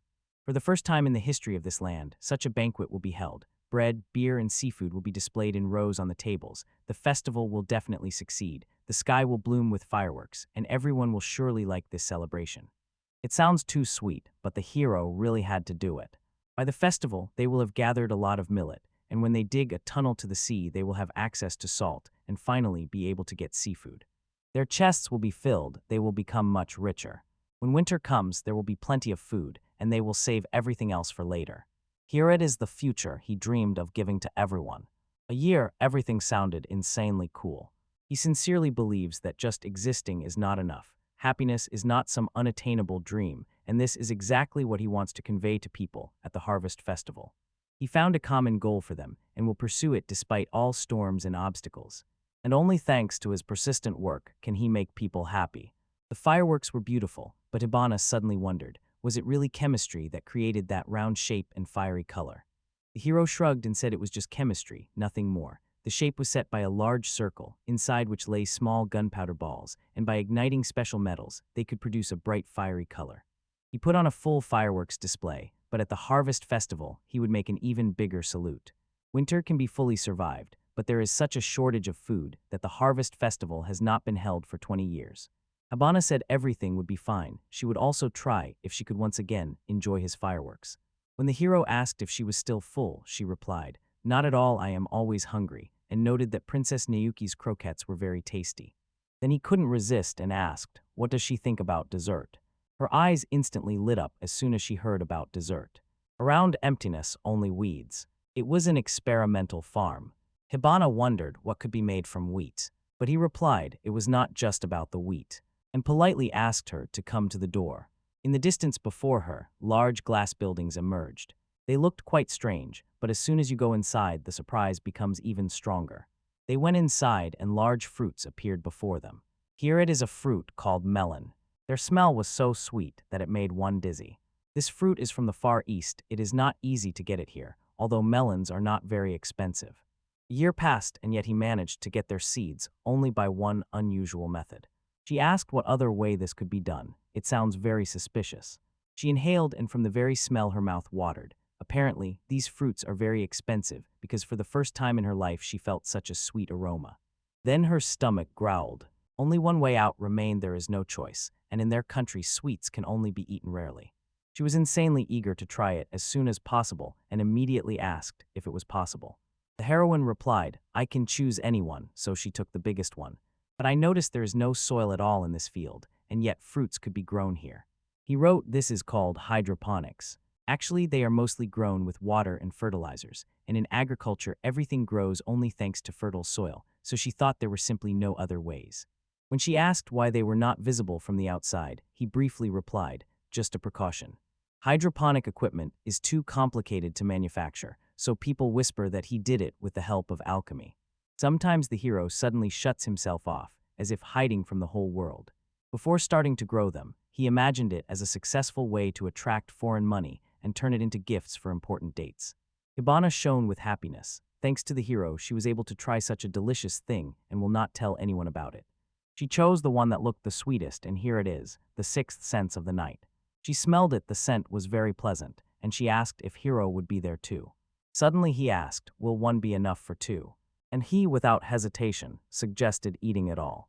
She gladly agreed to this. Then the hero grabbed a knife and with one sharp movement, cut the melon in half. I took out the seeds and divided them into 4 parts. Finally, the melon could be eaten without any problems. When the melon was cut, its sweet smell spread through the air even more brightly. The hero smiled and said to her, "Take a piece in your hands and boldly bite it." She took one and, holding her breath, prepared to bite. And finally she bit into the melon. From its taste, something immediately howled. The taste is rich and sweet, extremely juicy, and each time it was bitten, sweet juice splashed from it. In the mouth it was so soft, as if it simply melted. And at that moment, the outer side was hard. The hero said not to eat it, it's just the skin. A year passed, and even after time, there was still so much of it. They kept eating, finishing the melon. And finally they ate it all. The taste was incredible, and she called it the true fruit of paradise. A year, she added that she had never felt such joy for having followed him. Listening to this was a bit painful. She so wanted others to try this delicious treat, but the hero would feel awkward if people found out about them. He thought of giving it as a reward to those who achieve greatness in war or in working the land, as if it would be a good motivation. But Hibana was ready to kill for this melon. The hero only asked her not to joke like that. But she really liked it. For the first time in her life, she tried something like this. Today she saw the most beautiful thing that human life can give, and tasted something incredibly delicious. You thought that sometimes it wouldn't hurt, and decided to give it to her as a reward. So she will have to work hard to get such a reward. And then she suddenly caught a smell from afar. She pointed to the building and asked, "What is that smell?" The hero replied, "There really is something special there." He opened the door and froze inside. There was a pile of barrels. Right now is the best time to open it and taste what is inside. A pleasant smell enveloped, with a barely noticeable note of alcohol. It was a cellar that breathed sadness. Having grown a bunch of melons, he himself could not eat them, and the leftovers were not even suitable for fertilizer, so he decided to make melon tincture. It turned out tasty, but it could not be shown to people, and now Hibana was surprised that at first he wanted to throw away all this delicacy. She of course understood everything, but her heart still ached with pity. She loved this melon way too much. The tincture can be kept in the cellar every year, and when he no longer doubts its taste, he will finally be able to present it to people. Hibana decided to wait for that day. And then she asked to try the tincture itself. The hero hit the mark. He smiled slightly and said that if she did not like it, she did not have to drink it, because he adjusted this tincture to his own taste. Only Hibana dared to try. When she tasted it, she was filled with a pleasant, rich taste of melon. To prepare the tincture, the melon was crushed with all might and left for some time to ferment. It was not just sweet. For the first time in her life, she tried sweet alcohol and felt that she could drink a lot of it. Actually, making sweet alcohol is not easy. As soon as sugar turns into alcohol, all sweetness disappears. But if the melon is too sweet, fermentation can be stopped in time, and the drink will remain sweet. It turned out he made not just a sweet tincture, but a truly complex sweet tincture. She could no longer wait to finally drink enough of this sweet alcohol. And she asked hopefully, "Can I have another mug?" He allowed her to drink if she wanted. That's what he said then, waved his hand, and didn't pay it any mind. She drank and didn't stop. Every mug, and they clinked glasses. That's why they drink so much. The hero couldn't even imagine that this would lead to such a serious disaster. Hibana plopped down on the hero, looked him in the eyes, and whispered that they were beautiful. He never imagined he would drink a whole mug. She noticed that his skin was also surprisingly warm. The drink was sweet and pleasant to the taste, flowed easily over the lips, and impressed with its strength, much stronger than ale, because a lot of sugar had turned into alcohol, which hadn't been noticed before. No matter how much she drank, it was still too much, and he asked her to go and sleep it off. I paused for a moment in thought and looked at him. Then she gently touched his lips with her fingers. She carried this question within herself for a long time. Why does he not touch her? She confessed to him. She loved him and was completely open with him. The hero whispered whether she meant the very moment when she was changing clothes in front of him, and he thought that she did not perceive him as a representative of the opposite sex. But in reality, everything was quite different. She was also shy. Then he asked, "Say it directly." She still did not dare to invite him, and she looked at Hero and asked if he liked her at all. He simply said that he liked her very much because she was his close friend. She asked if she was only a friend to him, and his heart answered with silence, nothing more. After sitting for some time, he admitted that was somewhat the case. She is beautiful and charming, and sometimes he has to restrain himself with all his might. Usually he would not say so, but now he is drunk. Then Hibana leaned towards him and asked if he minded. She wants him to take her completely for himself. Swallowing hard, the hero said that he wanted that too. But it's simply impossible, and she knows that too. He swore to change this country and find the strength within himself to win back his first love. Hibana asked, her voice trembling, did he really love Princess Miri more than her? Honestly, the hero didn't even know that. She was just as much to him as that. His words embarrassed Hibana so much that she blushed. She smiled and said there was no point in refusing. She had already said she didn't want to be queen and could just become a convenient figure for him. He remembered that, but attributed everything to his own problem and believed that his feelings for her had become stronger than those he had for his sister. He was afraid that if he fell in love with another person, the memory of his own sister would simply melt away inside him. He realized that lately he had talked too much and knew that he shouldn't do that. He did nothing to help her. He had completely stopped trying. Hibana looked at him intently and listened carefully. When the ground beneath his feet slips away, he stops believing in himself and, it seems, has already let down those who trusted him. Maybe they should just take off together somewhere and finally sort out their feelings. He himself said, "I am a complete weakling," and he felt unbearably disgusted. Perhaps when he looked at her, Hibana was already disappointed in him. Suddenly he saw she was coming up to him without reaching out her hands. She pressed him tightly to herself and quietly said that everything was quite the opposite. He allowed her to look into those weaknesses of his that he had previously kept silent about. It was unfair. The hero apologized to her, and now calm settled in his chest, she did not hate him. And then he called himself a true egoist. She opened his eyes, he finally understood what he had to do: rebuild this country and return Princess Emily. After all this, Hibana begged him with a pleading voice to give her a chance. He did not object and simply agreed. While she was nearby, he felt he could overcome any obstacle, and then asked to forget everything that happened today. She was powerless, too drunk to do anything, and everything he heard earlier turned out to be just drunken nonsense. And as proof of this, she began to lose consciousness. And then she, powerless, fell onto his knees and fell asleep. But the hero will remember this forever, because the words of your girlfriend have imprinted in memory and do not let go. She walked through the tunnel towards the castle, with Hibana on her back. This day etched itself into the hero forever, but he can only pretend to have forgotten. He firmly promised her, "I will return my sister." Then he will seriously think about their relationship.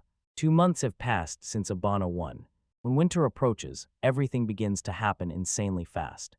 Measures meant to enrich the country and strengthen the army are rapidly gaining momentum. The hero came to visit the man and quietly asked how he was feeling. That man turned out to be his father, lying in bed with an IV drip. He sat on a chair and began again to tell how he plans to create another version of the new medicine. And while the father dozes, the whole country slowly changes. And recently they dug a tunnel that leads directly to the sea. All the brothers and Hibana stood in the tunnel and, as if enchanted, looked at the light inside. When they see this grandeur, they simply catch their breath. In the damn forest, imagine, you can even use a magic lamp. They put all their strength into it. They did something truly unusual. After finishing the work, they approached the hero and asked if there really was a sea behind that cave, although in fact it was a tunnel, not a cave. Here they answered that it was true there would be a sea at the end, and unlike a lake, there was much more fish there. When the expedition group returned from the sea, a loud commotion arose. They brought a lot of fish and mollusks. But they wanted even more, so he grabbed the cart. Agatha impatiently asked where the horses for the cart were. The hero then pointed to Takuma and Hibana and said that they had someone faster and stronger than horses. They immediately rushed forward and ran at full speed. Hibana was sure this training was really incredibly useful. Takumu agreed with her and ran these without hesitation. Sometimes Agatha cannot contain her surprise. The hero himself does not know if he will manage to stop them. But they are majestic anyway. They pull this cart further and further from the castle. The cart seems glued, it does not shake, the wheels do not make noise, and the power does not drop. The road in the tunnel is perfect, especially if you put pads on the wheels, the hero explained. This improves riding efficiency. He estimated that the combination of the cart, the strength of two, and the road allowed them to rush at about 50 kilometers per hour. Agatha then agreed such carriages would really come in handy. Hiro already invented another one for Takumu, and is sure he will definitely come up with something for him too. Agatha will be extremely grateful for this. During the race, Hibana and Takumu competed so fiercely that they even decided to arrange a duel. She promised herself to win so as not to lose face, and he paid tribute to resilience, and they coped simply brilliantly. The hero believes that Takumu will still turn out to be stronger. They already said they will arrive very soon. And finally they came out of the tunnel, and here before them stretched the letter C. People exploded with joy as soon as they saw it. Eros smiled and suggested they go fishing. They decided to catch a bunch of fish, some for themselves, some for their wives. All the people sat down, quieting, preparing to catch fish. Everyone was shining with happiness. Thanks to the tunnel, they managed to connect the main part of the country with the sea. It was time to take the next step. Point C is not the end, but only the beginning. Many great goals still awaited ahead. Suddenly he remembered he needed to talk about wheat. The whole people also worked in the field, shoulders in dust, hands in the soil. And finally, wheat appeared in Carta Rosa. Time to harvest. She could not contain her curiosity and asked, how did he manage to gather so many people? He replied that they had already gathered all the potatoes, and this time they finally harvested the long-awaited wheat. When Hibana asked what this device was, he smiled and said, "This is a manual combine. And there is also that wheelbarrow with a blade at the end. People move it manually. It helps to harvest, and at this pace they will set new records." He is simply delighted now they have wheat, and he also installed the thrashing machine on the water wheel. But he probably overdid it, and Agatha is clearly not happy about it. He reproached the hero for his excessive inventions and coldly warned what would happen if another country noticed all this. The hero apologized, but Takumu only smiled, because it was thanks to him that they had a bountiful harvest. And this means only one thing. This year there will be enough food for everyone. No one will go hungry. New methods of working with fertilizers have done their job. The potato harvest has noticeably increased. They caught so much fish that they eat less potatoes, and with salt they can preserve food. And now they grow many times more wheat. Fortunately, they succeeded in everything. They no longer talk about cutting food expenses that is in the past. When they divide food among people, a lot remains. The rest is used for two purposes. The first is reserves prepared in case of war. In spring, neighboring countries will attack. More food reserves are needed. They buy salt from neighbors, and sooner or later they will feel that the situation in their country has improved. Time is needed to gather troops and supplies. To invade Kartarasu, one must cross the mountains, but in winter they are buried under so much snow that it is impossible to approach. So most likely, their invasion will begin in spring. By spring, they must have gathered enough forces, then they will be able to defeat the neighbors. So they have already started preparing. First of all, they are making food supplies. Then an army must be created, and of course, it will have magical swords, but that is not enough. He wanted to ask Takumu to train in winter so that he would prepare for war, and he would agree, and when the war begins, they will smash everyone to pieces. And they will return the lands and people that were taken from them. The hero quietly agreed with Takumu. The lands taken from them were uniquely fertile and inhabited by over 2,000 people. Moreover, he wants to come to the aid of those who suffer. So Takumu could start right now with a magical sword in hand. He definitely would not lose. But Agata asked them to slow down a bit. The heart clenched with fear. He was afraid that they might attack from the other side. Their neighbors are aggressive and unfriendly, but there are still some relations between them, and if those attack from here, other countries will immediately start asking for reinforcements. But if they attack instead, then immediately after victory, they will be able to establish relations with the neighbors, because there will always be countries that at the right moment will abandon their neighbors. The hero feels that there are many reasons for such betrayal a lot, so he does not even intend to touch them. After talking with Agata Takulu, he suddenly understood everything. Agata says that they still have a chance to win this war, and asks the hero to create a weapon that can defeat their neighbors. He replied, if they have time until spring, that will be enough for them. But only if they manage to get iron. He has plans, but will need a lot of metal. They cannot just go and collect iron sand or buy iron abroad. When Takumu was asked if he would really make it on time, he said, "Don't worry." Finally, when he was swimming in the sea, an interesting idea came to his mind. Agata was really counting on him, and decided to talk about how else food could be used. His brother gave the go-ahead. Now he could arrange a real harvest festival. The harvest festival could bring not only a bountiful yield, but also a long-awaited rest to their people. He suggested this, but hesitated whether it was worth spending their reserves on a celebration that was cancelled 12 years ago. But now they can really do it. They do not rest so that the country prospers, and one day they will return their sister. And his father will surely shudder with surprise as soon as he wakes up. Then the hero decided to leave, because today he is up to his ears in royal affairs. The harvest festival was in full swing. People ate while chatting, danced, and played at the same time. The carriage set off from the castle. Inside them sat the hero and Hibana, and they smiled as they watched people having a good time. And today's speech will make this celebration even more interesting. Here I will start to climb onto the platform. The soldiers were the first to notice him. The crowd erupted with cries, and thanks to the prince for saving the country. Suddenly someone shouted, "He is the Prince of Salt." It was the best thing the prince had given them, and the hero did not understand at all why they called him the Prince of Salt. They love him. He returned salt to them. Takumu said he was proud of this. After all, he brought smiles to people. The love of the people is the best medicine for the country. Naoki also sincerely congratulated the Prince of Salt on this. The hero could not understand at all what kind of Prince of Salt he was. Suddenly the crowd erupted with cries. They began to call him the Prince of Wheat. Here's another new nickname. Takumu burst out laughing. What a worthy nickname. Agata wondered which nickname was better, Sultan or Wheat, because both were true feats for the hero. Naoki then suggested, let him be called the Prince of Salt and Wheat.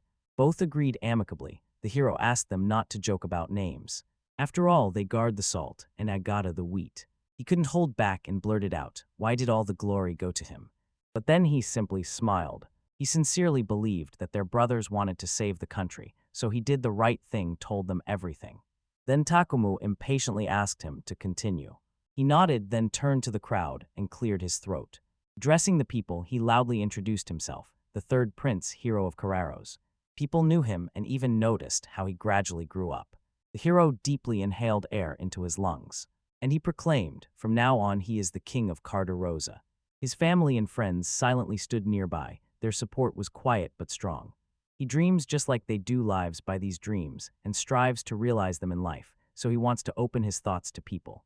First of all, I decided to ask, has the country become better? People shouted in unison that the country had become better. They had salt, fish, and bread. Then the hero asked, can it always be like this? The people again answered in unison, yes. But the hero said, probably it will not be easy. Thoughtfulness and even fear froze on the faces of the people. Their country still has a long way ahead. They have enough salt and food for the whole winter. But everything ends here, and he is not thrilled about it. He craves even more delicious food, even more entertainment, and even more comfort. It is not enough for him just to not feel hunger. He asked if they had drunk the ale that Naoki prepared. It was very tasty, and they felt even more happiness. For them, this is an unnecessary luxury. They just want to live. But this enriches both the country and the heart. Preserve this wealth, and you will become truly happy. He dreams of enriching this country and hopes that they will do the same. And he will lead them to happiness. The hero does not want to save the country. He wants a better future. He raised his voice and called his entire nation to rise up. He could not do it alone. His friends followed him. But this was still not enough to wield this sword. He needed the power of the people. The people stood silently, even trembling. Suddenly all together shouted, long live King Hero. He simply glowed with satisfaction, seeing such a bright reaction. Instead of trembling before death and hunger, they raised their eyes to the future and believed that tomorrow will be better. The people sincerely believed in the future he told them about. And very soon they would live just like that. They would be rich and happy. He promised if they followed him, he would make the kingdom of Carderosa prosperous. That was his first promise as king. The speech barely died down, and the sky blossomed with fireworks. The soldiers brilliantly handled the fireworks. But fireworks are a real waste. But what a beautiful and inspiring spectacle it is, the waste of happiness that he wants to show everyone. And he sincerely hoped that everyone who saw it understood his feelings. Someone congratulated him, saying, he is now the king. That was Hibana. She said the hero is thinking too much about the festival again. Maybe he is just trying to please everyone. When she is near, he feels like he can go anywhere. That's why he wants so much for her to follow him and be near. After all, his next cup is to get the iron, and for this he will go to the other side of the sea.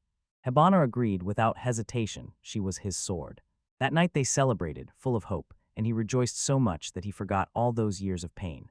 To be saved is not enough, just as merely living is not enough. He has just learned to live, and this is only the beginning. His goal is beyond the horizon. If he is satisfied with what he has now, he will not be able to move forward. The hero of Carteros, reborn as a prince, with a burning heart strives for the prosperity of his country.